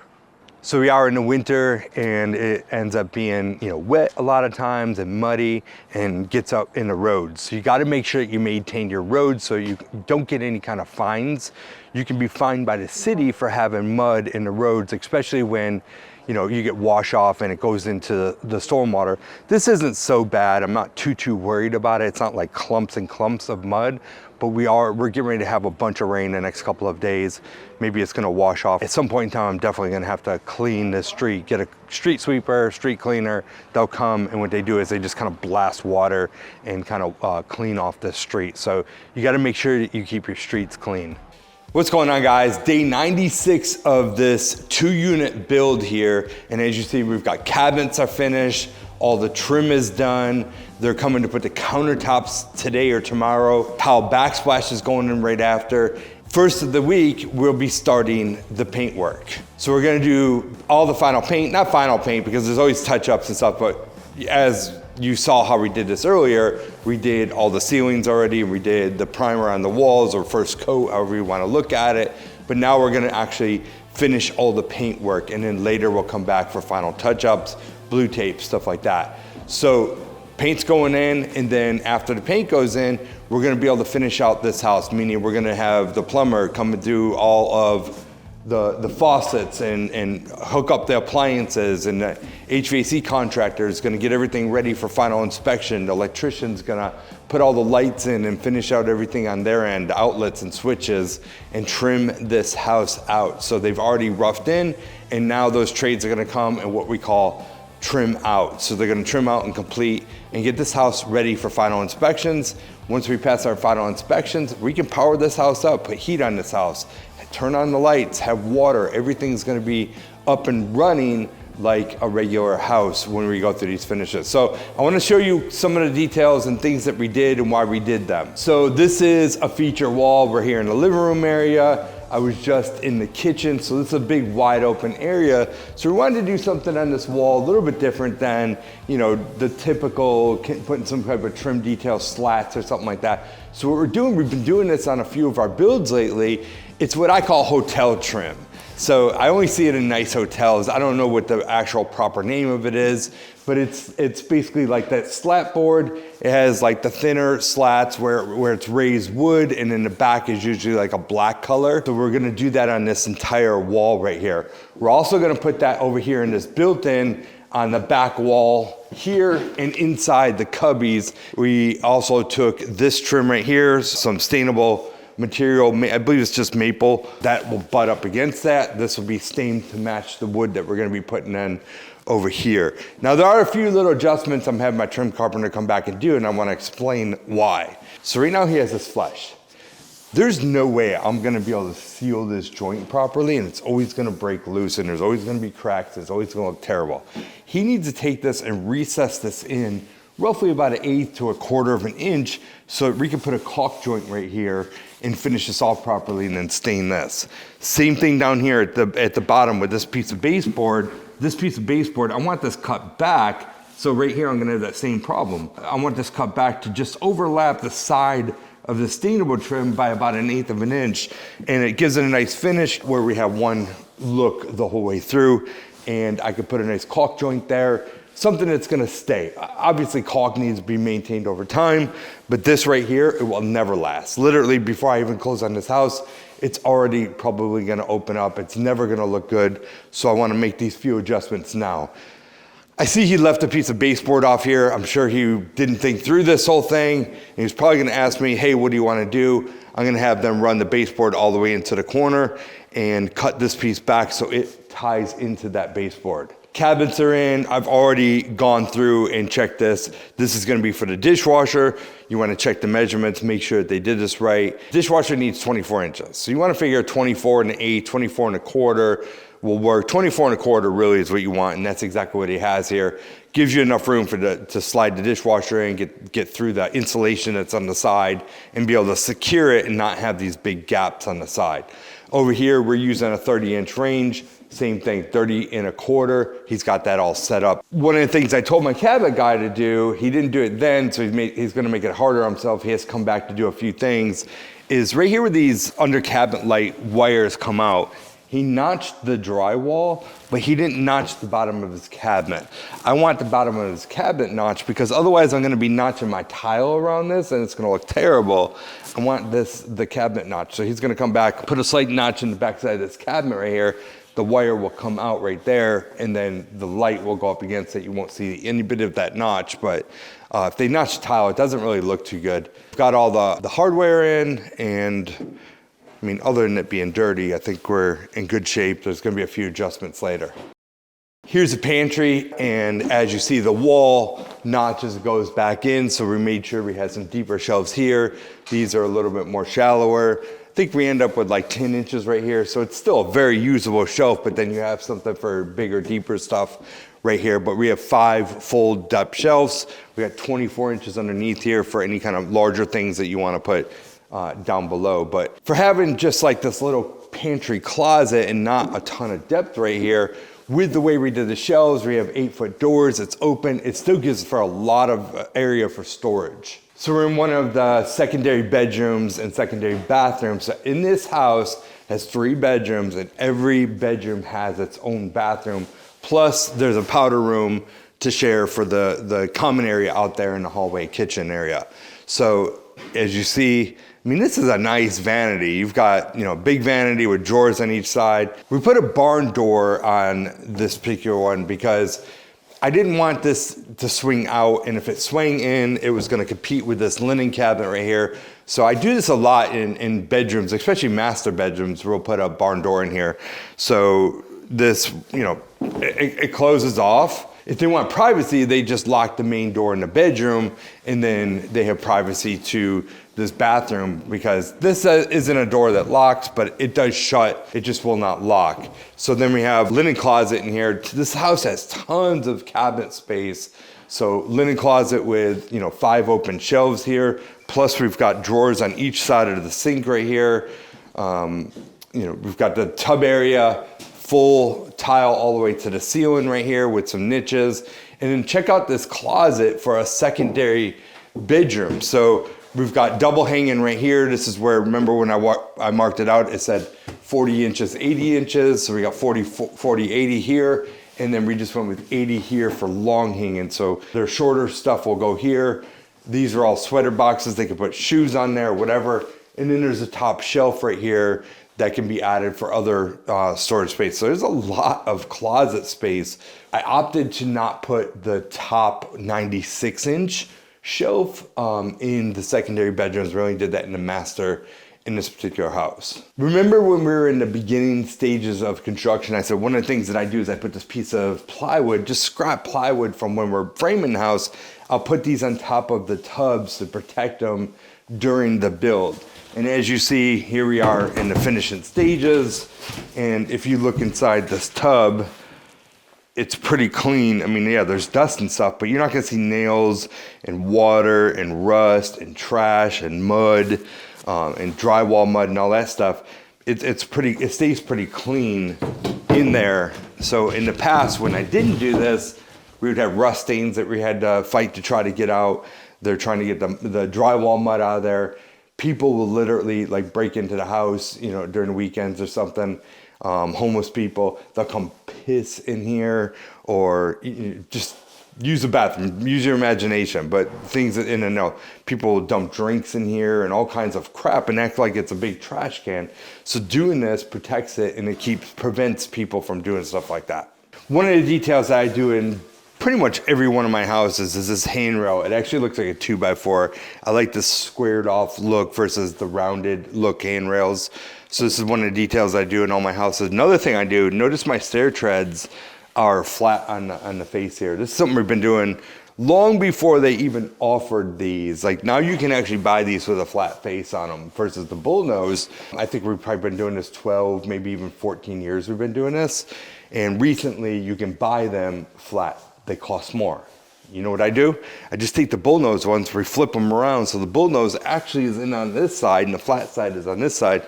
So when you put that riser piece, you don't even see the bullnose, and you just saved yourself a few bucks per tread. I'm standing right here on the stair landing, and we plan to put pre-finished hardwood flooring on here, but the pre-finished hardwood flooring, it's thinner. It's only like 3/8 of an inch.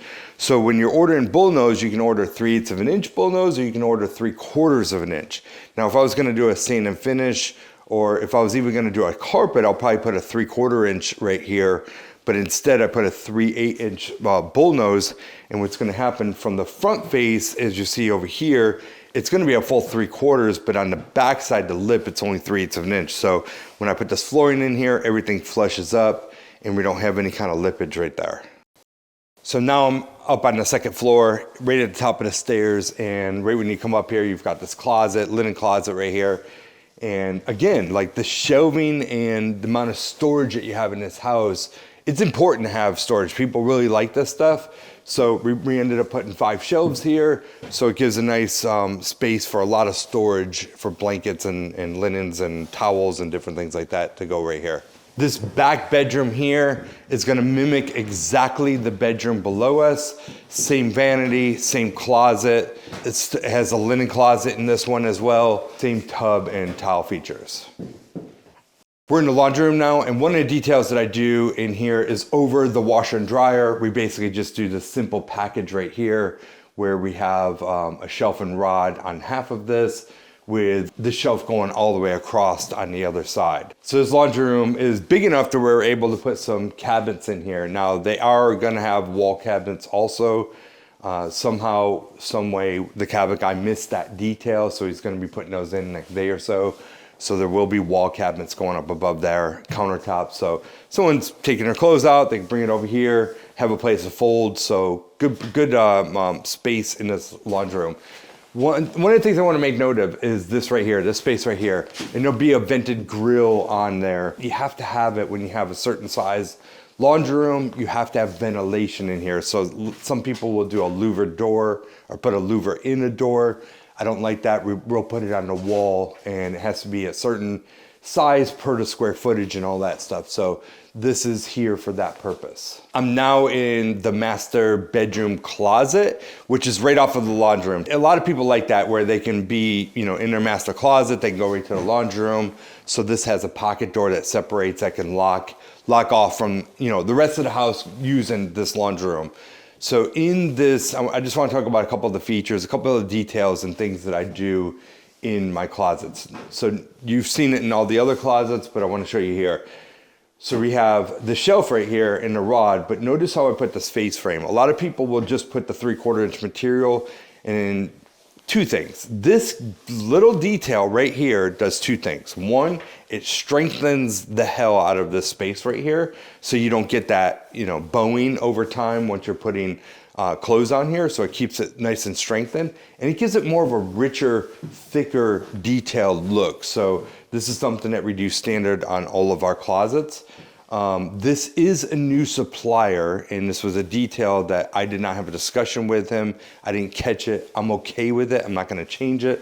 But the cups right here for the rods, they are the wooden style versus the plastic style. I like the plastic style much better because these wooden ones tend to break a lot. Usually they're not breaking after the fact, you know, once people are moving in. It's usually during construction. You'll have to change stuff out. So I'm not worried about it. Seems like they're all in pretty good shape. I don't see any problems with them. So I'm gonna go ahead and leave them. But we do the metal brackets right here to hold these rods in place. So some of the things that I did here in the master that I didn't do in the secondary bedrooms is we went full 96. So we have 9-foot ceilings in here, okay? So in the other bedrooms, I stopped the shelf right here at this level. So we brought the shelf straight across and left this open up there so they can put stuff right here on top of the shelf, but I didn't add the second shelf up there. So this is 40 inches, this is 80 inches, that's 96. So it gives another foot of storage here and then up on top there. So when I do the sweater boxes, I actually split it and I say to them, if you notice the detail in the back, it says sweater box slash, but it says shoe right there. What that means is we do the first 3 will be angled so that someone sets their shoes on here, you know, they don't fall off, and they're angled, they can be seen a little bit. This is more or less how you would do more for a shoe shelf versus a sweater box. And then the top 3 is sweater box, plus you have all of this space, the space up top, here, and, you know, all across. So you've got tons of spaces to put clothes on shelving, and then you've got some space for shoes. The first one is typically 2 foot off the ground. So now we're in the master bathroom, and right here, I mean, as you see, we've got a giant vanity space here. So we've got a sink, we've got a shared drawer base, and then we have another separate drawer base that each one of them have on each side. So lots of elbow room, lots of space. We're gonna put a full plate glass mirror on this wall. It's just gonna make this room even feel bigger, but massive vanity here. Behind me, I've got a walk-in shower. So walk-in shower, tile all the way to the ceiling. The way I set up all my showers, remember we talked about this at rough-in stage. So you would just reach in, open up the shower door. Right here is the valve. You could turn the shower on right here. Let the shower warm up. There's gonna be a piece of glass right here as well. Let that warm up, do your thing, whatever. And then when it's warmed up, you can walk in. Typically what you're gonna see is a lot of people will put the valve right here. And it's one of those things where you turn this on, you're jumping back so that cold water doesn't hit you. So that kind of prevents that whole thing. And this is the actual bathroom that we talked about a week or so ago when we were doing the tile work. And this tile, this was the last bit of this tile. We bought it out, it was kind of a clearance thing. Got a great price on it. As you see, this is the big, it's 2 foot by 4 foot full sheets of tile. It's got kind of like that marbly look. So it's an expensive tile, but we got it at a great price. So we're actually be able to put a high-end tile in this house for a budget price, but we bought out everything that they had. So remember, we either were gonna run this vertically, which I don't think would have looked good, or we would keep this whole thing horizontal. If it wasn't for the grain, I would run it vertical, no problem. But the grain is just gonna, when you're standing over here looking at this, I think it's really gonna throw it off. So we decided to keep this horizontal, and instead on the bench, we took the material that's on the floor here and tied it in to this bench right here. They haven't done the grout yet. They're coming to wrap this up this weekend. It's a good little touch. It kind of ties everything in.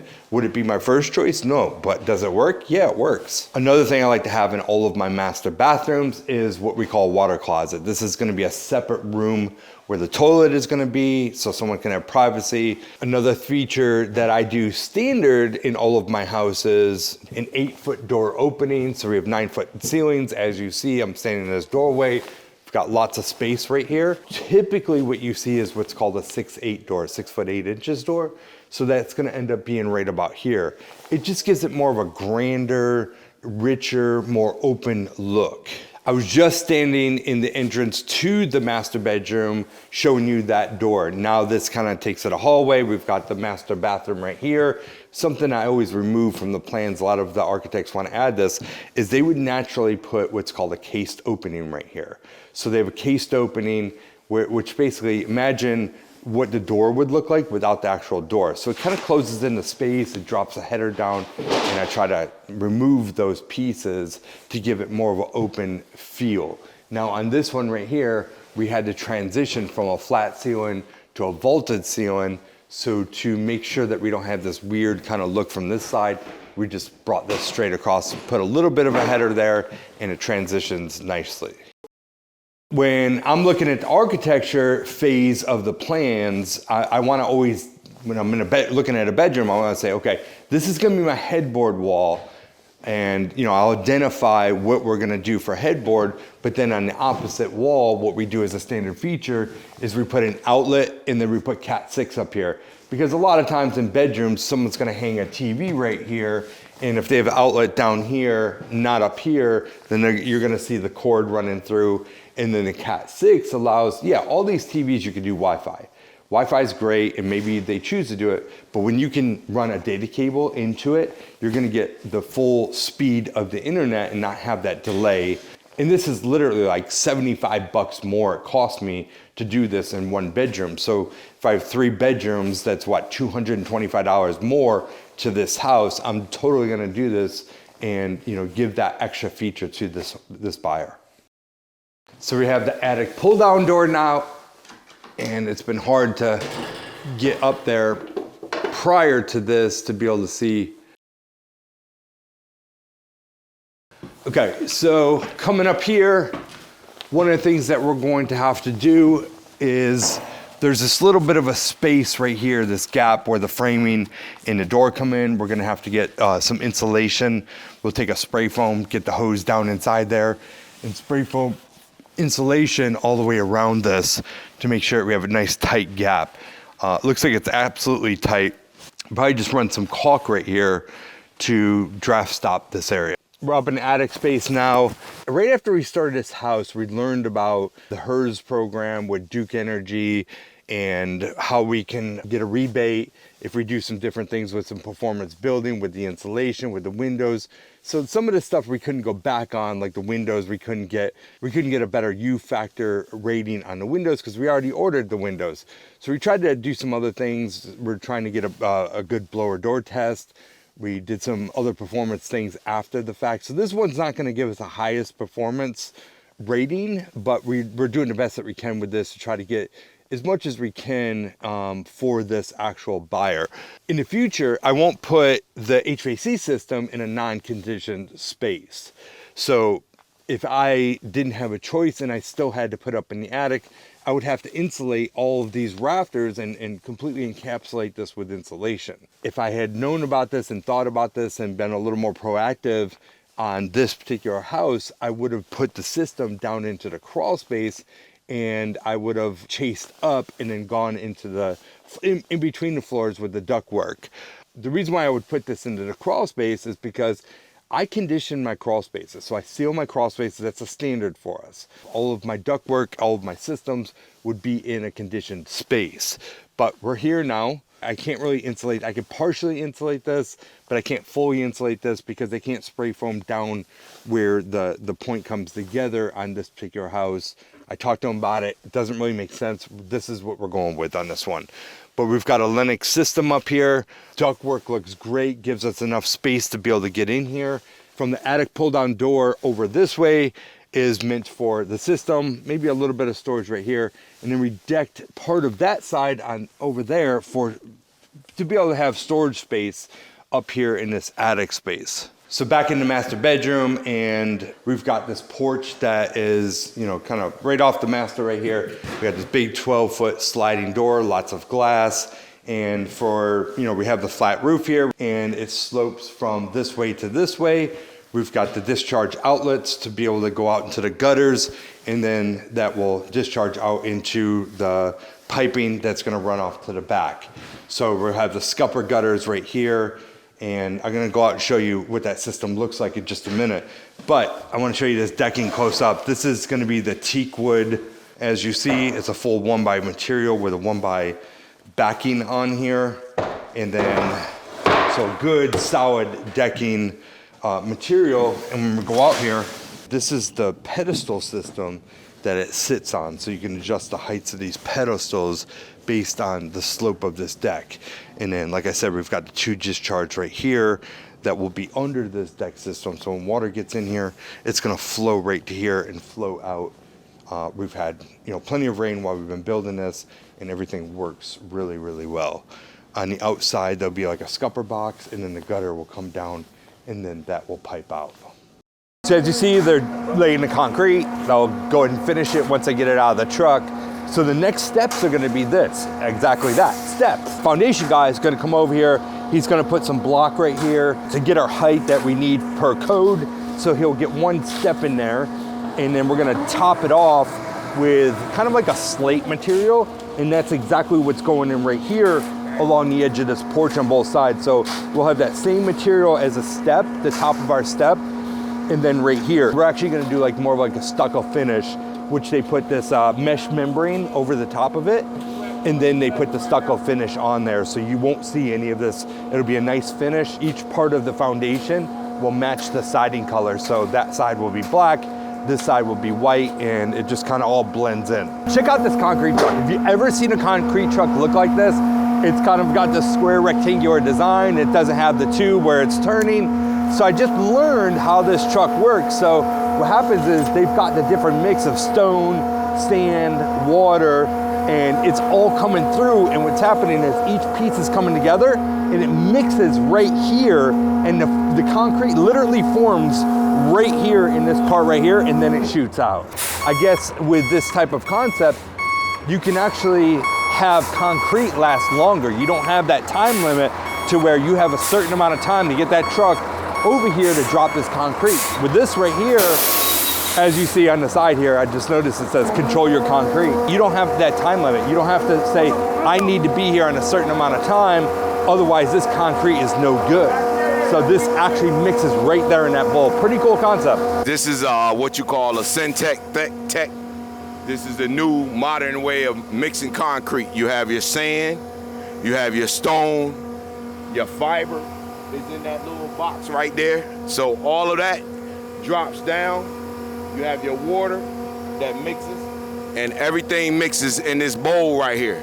And once the rock, the sand, the stone, it makes the concrete, and then it comes out, and then I deliver it right here through this right here. So everything is mixing and accelerating all in one motion. I've never seen this before, but it's brilliant because you don't have to worry about, losing a concrete load because it didn't get there on time, your mix and all that. Like it's happening right here on the site. So whatever you order, say if you order maybe 10 yards and you only use 7, you only pay for what you use. There you go. So if That's you use another 7, thing. now you don't have that extra 3 yards that you don't have to waste or take it back or somebody else is reusing. And having to dump it off and all there that you stuff, go. the washout pile. So it does make a lot of sense. Brilliant. Thanks for explaining that. So we're at day 133. We've had 2 snowstorms and we had a 10-day delay trying to get an electrical meter on this particular property and still ended up making this at 133 days. Now we've got some final touch up that we're doing, and you'll see as we go inside that we're gonna still have to touch up. So we're probably gonna end up being about 137 days on a 2-unit townhome with the finishes that you're about to see. So final paint touch-ups are happening right now. They're going through, we blue taped this entire house. They've gone through and made some patches. And so now they're just finishing everything up. As you see, they've got their stuff on here. They still have to stain this to match. They need to putty the holes on this trim piece. We did this detail here and again over on this side as well. We're going through doing some cabinet touch up. Now that we have heat on the house, we have lights in here, everything's fired up and powered. And so now we're just doing the final touches and trying to get those last 2 inspections. We actually failed our inspection for what they call engineering here in Durham. And that's the only thing that we failed is on our water meters. They want us to bring those meters up because of the way we had to do it. We brought the boxes up based on their code, the way they want things. They want everything locked into concrete. And when we did that, the meters are actually set low how they did it when we first built this because you don't know where that's gonna fit. So our guy's coming over, he's getting a meter extension, he's gonna raise them up, put some stone in there and call that a day, and that's gonna get that final inspection. We have building inspection called in for final today, so when they come over here, either we pass or maybe there's a couple little things. I have a feeling we're gonna fail because they pulled the handrails off to stain them. They were supposed to put the anti-tip plates for the range, and he came over and did some other things and forgot to do that. So if the building inspector shows up in the next few minutes, if he sees that, we'll fail because of that. It's gonna be on regardless, but whatever, if you find something, at least we know what we need. We'll get those items corrected, call it in for final building inspection. We did the waterfall style countertop. We didn't have a good place to put an outlet, so we did this pop-up style. Of course, it gets in the way of this cabinet here. So we ended up cutting out the back side of this cabinet. They'll just finish it up a little bit. We put a trash. We try to put this in all of the kitchens. We ended up putting a microwave in the cabinets over there. I'm standing in one of the secondary bedrooms. As you see, this is the entrance into this bedroom. This is the entrance into its own bathroom, and then it has a walk-in closet. So each room kind of lives like a master, only the master is a lot bigger in this particular house. But in this one, we opted to put a barn door instead of putting either a pocket door or a typical swinging door. I don't like to put pocket doors, so I try to eliminate them everywhere I possibly can. Sometimes they're necessary and you absolutely have to do them. We didn't have, we don't have a ton of room because once you figure the frame in and everything. So if I were to put a swinging door, then it would compete with this door right here. So I don't want to have to, close this door to be able to get to this door for the linen. So that's why we decided to do that here. And in here in the stairway, we did some white oak treads, and basically, if you notice that these treads are flat, you can buy them that way, but these actually have the bullnose on these treads. The ones that you buy that are flat are more expensive than the bullnose treads, but basically you just take a bullnose tread, flip it, so the bullnose is actually on this side. Once you put the riser on there, you don't see it. So they're getting ready to stain the stairs and the handrails to match the engineer flooring that we have in the rest of the house. So here is the almost finished master closet. They just have to stain closet rods. But basically what I did, if you remember, one of the other videos when we were laying this out, 40 inches, 80 inches off the floor, top one's at 96, so that you have double hanging. So for your regular shirts and stuff like that, you can put on this. This could be maybe a his and hers, and then maybe this is his and this is hers, but we all know that really this is not gonna be hers and hers, right? But then you've got extra storage up here. These are tilted for, the sake of like shoes, doing like a shoe, and then these can be sweater boxes. And then you've got all these other areas for maybe seasonal clothing and stuff up there. This right here, you got one area for long hanging clothes. I decided to put this at 80 inches to kind of keep this all uniform, but you could drop this to 68 inches. So a lot of times long hanging is run at 68 inches, and then you would have another shelf. So you'd have a shelf here, and up top right there. So this one, we just decided to go 80. So now in the master bathroom, we got the walk-in shower. If you remember, the way we do these is right here, I have the valve, so you can turn on the valve, water comes out, you allow it to get warm, come over, brush your teeth, it's warmed up, just jump in and don't have to have it to where a lot of people end up putting it right here, where they're jumping away from the water. I like to put these valves where you can just reach in, turn them on, let it warm up. With these types of hinges that we do, they like to put this little piece right here that stops it so it doesn't allow it to go in. But the way when I'm doing my orientation with my homeowners, I'm telling them, when you're getting out of the shower, open the shower door in like this and get out, because when you open it this way, all the water that's on the shower door is just gonna pour out onto the floor. So it'll just kind of come down right onto the floor. So I encourage them to go in. Therefore, we remove that little stopper piece. So we pull that piece out, remove that stopper piece from being able to make it so that you can't open it in. We like to put benches right here underneath the shower head. That all came from my wife, who's the designer. We were at a resort many years ago, and at the resort they had like this, and she was like, "This is brilliant, I've never seen this before." Probably about 10 years ago. She's like, "I want to start putting this on every single one of our houses." It makes complete sense, because a lot of people, they'll put the bench over on this side. Well, who wants to come out of the water to whatever, when women shave, they're putting their foot up to shave or something. Who wants to do that? They want to be under the water to either be able to sit down or prop their foot up and shave and stuff. So if you remember early on in the video, when we were first doing the rough ends and we just got this place framed up, you saw the TPO on this roof underneath this finished decking. So the way that goes is this frame, it slopes. So the high side is over here, the low side's over here. So when it rains and such, water comes in here and it's gonna drain out onto the side. And over on the side here, we have these scupper boxes at the drainage point that the water would drain into the scupper box, down the gutter. It goes into an underground pipe that pipes out to the back of the property. So the way this looks is we have the framing, it slopes, then we have a membrane that goes over the top of the framing that is, just between the TPO and the framing, that makes it so that if we have any kind of nail pops and such, it will go into that membrane and not through the TPO, cause a hole and cause a leak. And then over the top of that is a TPO rubber roof membrane that goes over the top of that, and it slopes and it's welded and seamed and everything to make sure that it keeps any kind of water from going up underneath it. So water comes in here, high side, it'll flow down in through this. So on top of this, on top of the TPO is gonna be, we take a small little piece of TPO, pedestals will sit on top of that, and these sit on top of the pedestals. So the pedestals are there to keep that gap, so when water comes through here, it can flow up underneath here into the drainage there. But then it also adjusts the height, because this decking is level, but remember the roof is sloped. So it allows you to level the decking on here, and then each one of these little decking pieces lock into the pedestals. And I think the last and final feature for this style of home, we did the cable rails, and it's pretty expensive to do this, but a way to make this a little bit cheaper was to frame it out with just a top rail in a column versus using the whole cable rail system.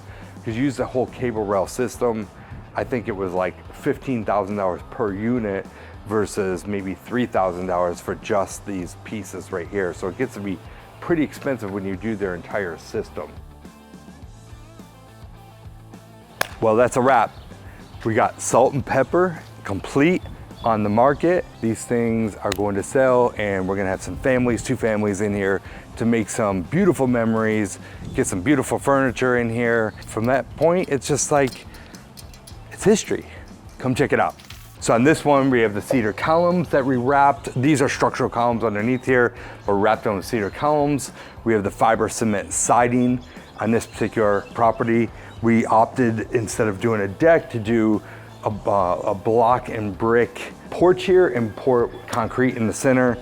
We've got this landscaping going down the side. The reason why we have this stone with the stepping stones is because, you know, in these downtown neighborhoods, we're able to go with a 5-foot setback. So I think we have like 5 foot 9 inches to the property line, okay? So we have this whole 5-foot no grading zone, which means I can't put anything solid here in this area. So we've put the stone in here to kind of compromise. You know, back down there we have the stairs for the patio to get up into the side deck. The only thing that this house does not have is any kind of rear entry for like a rear deck or something. So you'd have to come down the side porch and then go off to the back if you want to grill or something. Come check out the inside. Here at the front entrance, we've got our, you know, drop zone area. This is a great place to be able to put stuff like shoes and stuff, store things up in here. We don't have like a real coat closet. We've got a little one over in the side over here, but just a place where you can sit down, put your shoes on, take them off. Front door, we decided to go with this, what is this, 4 glass, you know, modern type of door. And if you notice, we painted all of the interior doors on this one black. I think the other unit, we went with a grayish color. So for downtown, you don't typically get a garage, but we've got a nice spacious 1-car garage. And one of our standard features that we do in every one of our houses is we put this EV plug in there for any kind of electric cars. We put an insulated garage door in this unit. And the reason why we did that is because part of the space above us, and I'm a small part, literally I think roughly about right here, has some living space. The rest of it is over that patio that's off of the master. But I just want to make sure that we've got some good insulation in here. All the walls are insulated. We did an insulated door, so we don't have uncomfortable air coming up through that master floor there. So into the living room, main area, we've got the kitchen. We opted to put blinds on this one just because in downtown, the neighbors are so close. And if you put blinds and you leave them slightly open like this, it gives some good natural light through here. But at the same time, it doesn't have this standing out in your face. And it kind of feels like you're kind of closed in, and somebody knows that like at nighttime, they can shut the blinds and, you know, have their own privacy in here. So some of the features, other features that we put in this house, in this island, we did the waterfall countertop right here. In the island, you have to have electric, have to have a plug in here. So what we opted to do was this one right here, where you kind of like push it down and hides down the side. Single bowl sink, went with the black fixtures here. We went with the GE appliances in this one, dishwasher, gas range. We always try to put gas ranges in every single one of our units. If we have natural gas, if it's propane, we don't do that. We'll opt to go with electric on that. This one, we did a hood above instead of doing the microwave. We put a microwave in the cabinets right over here. This home's rated at about, I think, 2,200 and change square foot. We have listed right at $700,000 for this.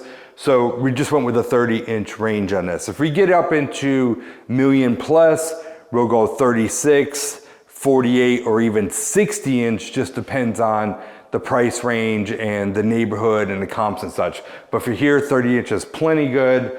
We did not go with the one with the high back. We went with the slide-in range. It gives it that nicer, sleeker look. One of the things I like to do in my homes is put some drawer bases beside the range. So you could put some pots and pans in there. Then you have, for bigger pots, you have some of these other cabinets right here. So we have more drawers over on this side. and then more regular cabinets over here. Here we have the pantry. One of the features that we do in every one of our homes is when we're doing our built-ins, if you notice we've got this face frame right here. So we build all these in, we put this face frame, 2 reasons. One, it will never warp if you do this.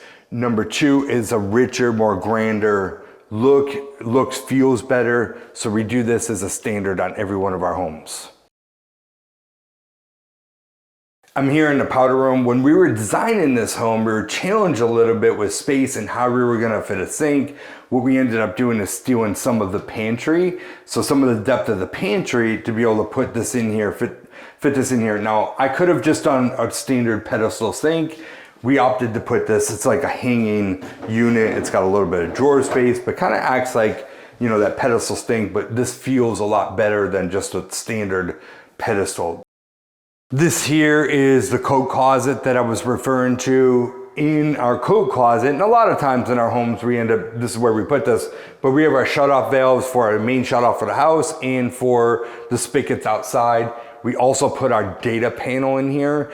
So we have from the outside, Spectrum or AT&T or whoever the internet provider is for here, they'll connect outside, and then that automatically comes up into this panel. Your router, your modem, all that stuff will go in here. It could sit up on the shelf right here. We've got an outlet where they can plug everything in, and then everything splices off into the rest of the house. So for each one of the bedrooms, the living room, up on the wall, flat screen TV, they mount it to the wall. So we put an outlet and a data cable up there so that you don't see these cords hanging down. So it can go right from behind the TV and plug right in right there. I'm in one of the secondary bedrooms right here. So every single bedroom in this house has its own bathroom and its own walk-in closet. As you see, we'll walk in there in just a minute. Each one of these secondary bedrooms is one here on the first floor, and there's another one up on the second floor right above this. But they have these little nooks right here that can be used maybe if you want to put a dresser there, maybe if you work from home, or multiple different uses for this space right here. As I mentioned in an earlier video, we decided to put a barn door going into this bathroom. Now, I have no problem putting a barn door over a bathroom as long as it's within a bedroom. So this is a private bathroom that's gonna service the person in this bedroom, because it doesn't give full privacy, and it's not like you can lock this door, but if somebody wants to use a shower, they want some privacy, they can lock their main door and shut this if they want to. The reason why we did this is 2 reasons. One, aesthetically, it's a nice little look, nice cool little look. Also, I don't want doors competing against each other. So technically this door should swing in. Yes, you could make it swing out, but then it kind of gets in the way of the room. You have to think through, okay, we have furniture in this house, what is the flow like? So if I have a door here and this door is open, then I have to come in here, shut this door to be able to get access to this linen closet right here. It's not something you want to do. So I try to avoid having doors compete. Now, what's another option? I could have done a pocket door. I could have very well have done a pocket door. I try to avoid pocket doors as much as possible. Sometimes they're necessary. We have one in this house upstairs in the laundry room. We actually have 2, one going in the laundry room for the hall, one from the laundry room into the master closet. So sometimes it's necessary, but I avoid them as much as absolute possible. Now, if this was not a private bathroom and maybe it had access to from the bedroom and out into the main living area, I would definitely put a pocket door on here, because you can lock a pocket door and have privacy. So all of the countertops in this house, we chose a quartz in here. Again, we have black fixtures in this particular bathroom with the gold handles. So now you want to make sure that you have all of these things kind of go together. You can mix finishes, and that's actually a pretty common thing. Here she did the gold with the black. Now the black faucet, we've got a black towel holder, black robe hook, toilet paper holder, and if you notice, the flusher on the toilet is also black. This typically comes chrome standard, so you want to make sure that you don't miss this detail and switch this out. And then again, all of the shower fixtures and even the shower curtain rod is also black. In the shower, we put this little niche in here. Unfortunately, we couldn't put it centered because of the way the framing was, and it was actually a member that you really couldn't didn't want to move or do anything too, so we just decided to put this one over in here. So as I move into the closet for the secondary bedroom, you can see like this is a master closet. So amazing amount of closet space for a bedroom.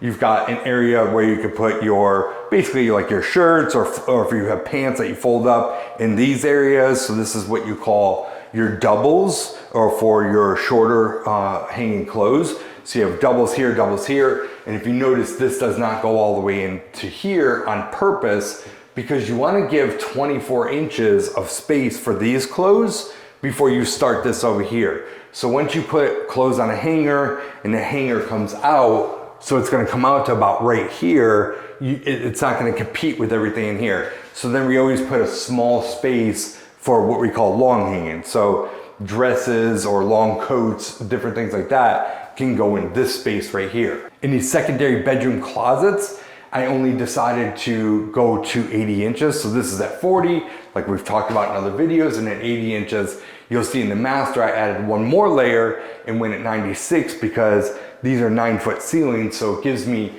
2 sets of shelving in, up above for like seasonal clothing, any type of storage stuff that they wanna use to put there. These right here, these could be used as what they're formerly called as sweater boxes. Any type of clothing you can put on here. These ones, they'll go all the way down. You could put shoes on here. This can have multiple different uses. I didn't do anything on this wall right here. This could be a good wall where somebody, maybe they want to hang a mirror right here and use this as a dressing room as well. So if you notice, this right here isn't locked in like this. Like these, they can't come out. There's no reason to put a screw, even if it was a little bit longer and it had to add this extra bracing on here, they have this space where you could screw it in. So let's just say this was longer, needed a second brace right here, but it's locked in. You do not need to screw that in. It's fine if this moves a little bit. If you need to remove it for whatever reason, simple. This one right here, it locks into a cup on this side, but here it's just on the bracket. It doesn't have anything to finish it off. And now there's several different ways I could have built this, but this is the way we did it. You want to make sure you put that screw in here. So otherwise, if this just moves just a little bit, it'll end up, popping out and teetering. So we always screw these when we have an open end. Something I do standard every one of my homes, and I believe we talked about this at the rough-in stage, but this looks like just a standard can light, right? Well, it's also an exhaust fan. I don't know if you can hear the little bit, it's a very quiet exhaust fan.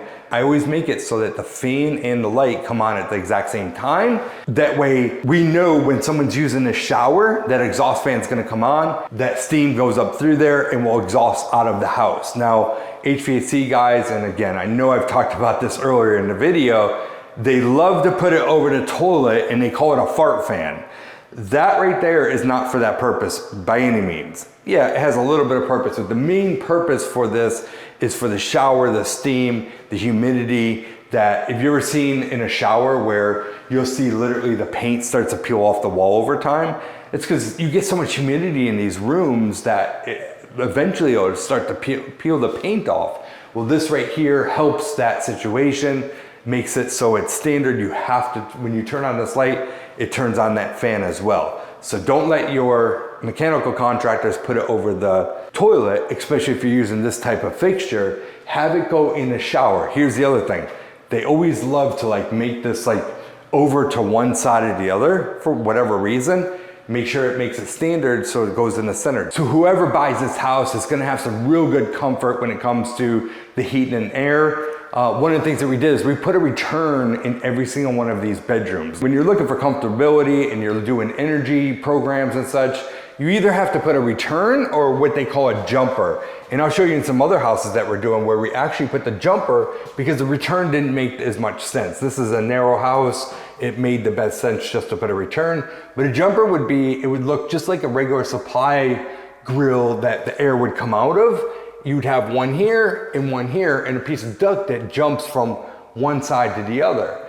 You know when your HVAC, if you have your doors shut or maybe your door is like this and the air kicks on, what's it gonna do? A lot of times it's gonna suck that door shut, or you'll hear it if you have a little bit of play in your doors, you'll hear it like rattle the door as the HVAC comes on, because it sucks it, because normally all you have is like that little bit of space underneath this door, where when you do this, it also gives that other air to release the pressure. It gives it some more comfortability throughout, the same here as you're gonna feel in there. How many of you, you have a hot bedroom or a cold bedroom at night? When you shut your door, it gets either too hot or too cold in your bedroom. That's a big reason why, is because there's not a jumper, there's not a return in there, and you kind of get in your thermostat's in a different area, so it just kind of mixes that whole thing up. The way we do our stairs and our handrails is actually looks like a 2x4, but it's like more of that modern look. This is one of two profiles that we use. This one is just a very square look of an oak. We stain this. The other one that we do, it's a little bit narrower, but then it comes down and it cuts in, and it gives like a place for your fingers to wrap around in there. So that's a different style that we use. We're actually using that in another project right now that I can show you in another video. With our stair treads, so you notice these are flat, right? Normally you have that nosing. I've been doing this for probably, 12 or 15 years, doing the flat treads. They never offered it where you can buy them like that, but now you can buy them like that. The problem is they're more expensive than the rounded edge on those. So all I do is I take the rounded edges on this side. I just flip these things around, because I'm gonna put my riser on here, my piece of 1x riser on here, and you'll never see that bullnose edge. So you can get the standard oak treads, flip them around, square edge in, bullnose in, and it hides it. You don't see anything. You're not paying an extra, whether it's $5, $2, $15, it's just not necessary. The type of flooring that we went with in this particular home, we went through the whole house. There's no carpet at all. It's all this flooring. It's an engineered hardwood flooring, and it's the glue down version. So this one, you don't put a mat or anything. First thing that you do is you prep your floor, sand, make sure that everything's screwed down, there's nothing squeaking, but they'll sand down any kind of little humps and joints and different things, and then they glue, and then they lay this down, and it locks together with a tongue and groove type of system. So I'm now up on the second floor. This is like a linen closet that could service the whole house, or just for the top floor. I don't know if you can see through the window with the camera and the glare and all that, but as you can see, I'm on the second floor. This room is an identical replica of the one below me. So this is another secondary bedroom. You've got this little, alcove area right here that you can use for multiple different things. Again, we have a return in this. We have the barn door. We have the same linen closet. This is the exact setup on this floor as it is on the floor below us. Same bathroom. This one also has the black finishes. This one actually has the black on the handles as well. And then once again, same closet as below. I didn't mention this, but we put an outlet somewhere in every single closet. Maybe someone wants to put an ironing board in here, or a charging station, or you've got like these little boxes for watches that, keep them turning. There's lots of different reasons why somebody may want an outlet inside of a closet. So we have that standard in all of our big or walk-in closets. As we come out of that room, we're at the top of the stairs here. I'm gonna walk into the laundry area. Laundry will service the whole house, but it also has private access from the master closet. So the master suite has bigger closet right here. They can come in, you got washer dryer. We've got some shelving that we do. We usually put a rod and shelf above the dryer area, and above the washer we just do a shelf. And this one we're able to fit some nice cabinets in here for folding, storage, different things like that. And remember, I told you in the laundry room we put a pocket door, not because I want to, but I don't want doors swinging into this room. I certainly don't want them swinging into the hallway, and I don't want them swinging into this master closet. So we decided to do it that way for that reason. In this master, we ended up putting an outlet back over here behind the door. This wall right here could be a great wall for if you want to use this as a dressing room, put a mirror. So we try to always have a wall. Sometimes we supply the mirror. Sometimes we supply the mirror where we have it recessed in the back, it's like a hidden space, and you open it up and it's got like a little storage area, hooks and stuff where you can put jewelry. Sometimes we'll put a safe in there, some cool things like that, but we didn't do it on this one. We've got the double hanging rods right here. So for your shorter clothes, put a shelf, and then there's where we put one more additional one at 96 inches. So more storage space. In this particular closet, we have 3 sweater boxes. We have all this area for sweater boxes, and then this could be like a his and hers. And then these are slanted. This is more for like shoe display. That's why those are set up like that. Pretty long, but plenty of countertop space. I like to do, if I can fit it, is I like to put a set of drawers on each side for 2 reasons. One, I want to get the sink off of the wall. You know, so a lot of times you'll see sinks are like right up on a wall. So I want to get it off the wall. So I'd separate it by putting a drawer base right here. It serves a couple purposes. That 1, 2, giving this person their private storage. And then same thing, that person, their private storage, and you've got your, you know, cabinet space under here, and it has some wider drawers in the center for some shared space, or maybe this is gonna be like, maybe stock, it could be like toilet paper, or maybe some towels or different things like that that they wanna put in this middle space. Another thing I try to do on all of my master suites, it doesn't always happen, but most of the time, I would say probably 99% of the time, is we will try to have a water closet. So a private area for a toilet where you can shut the door, lock it, and have privacy in there.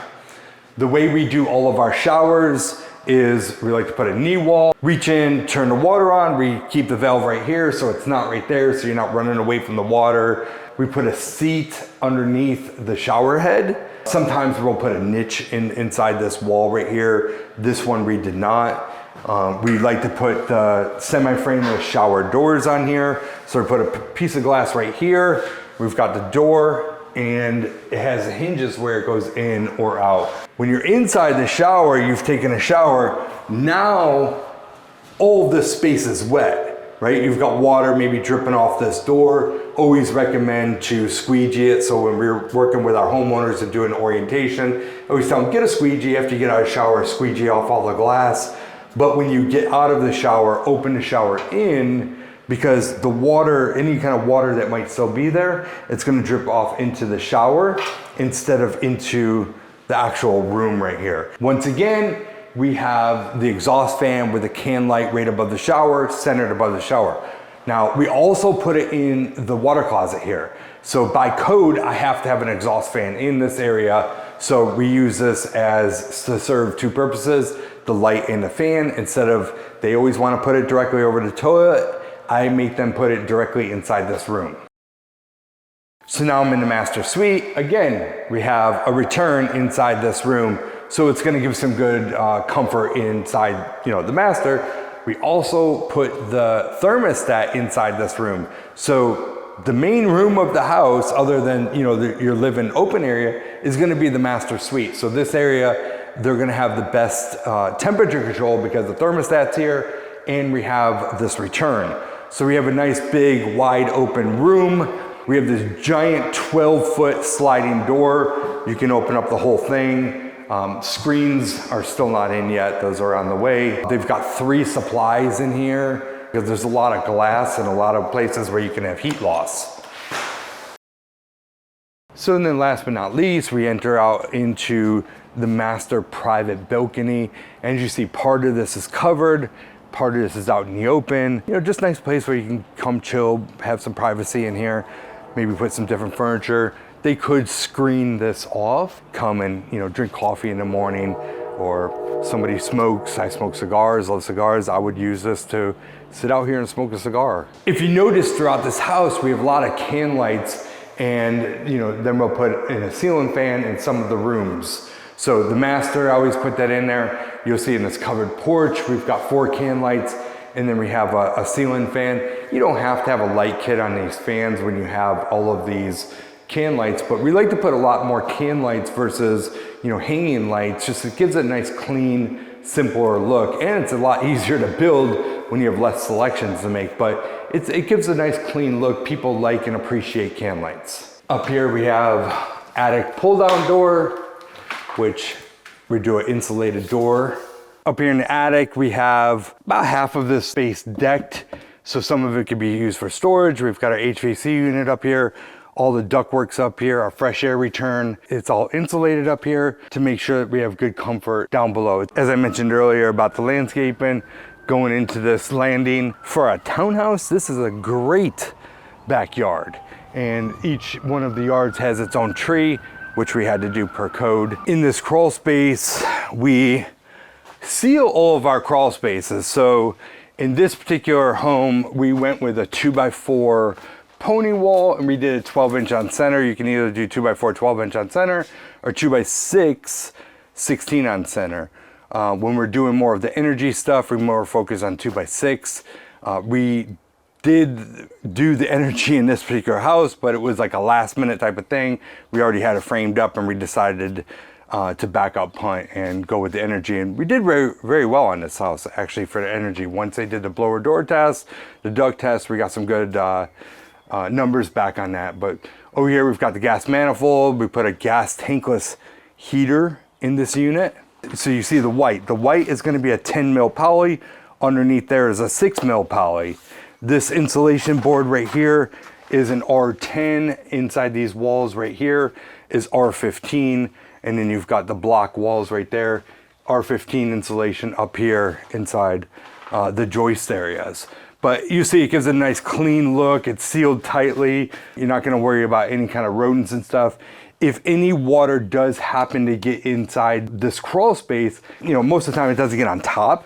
It will be underneath. It goes underneath the plastic and it has a drain port to exit.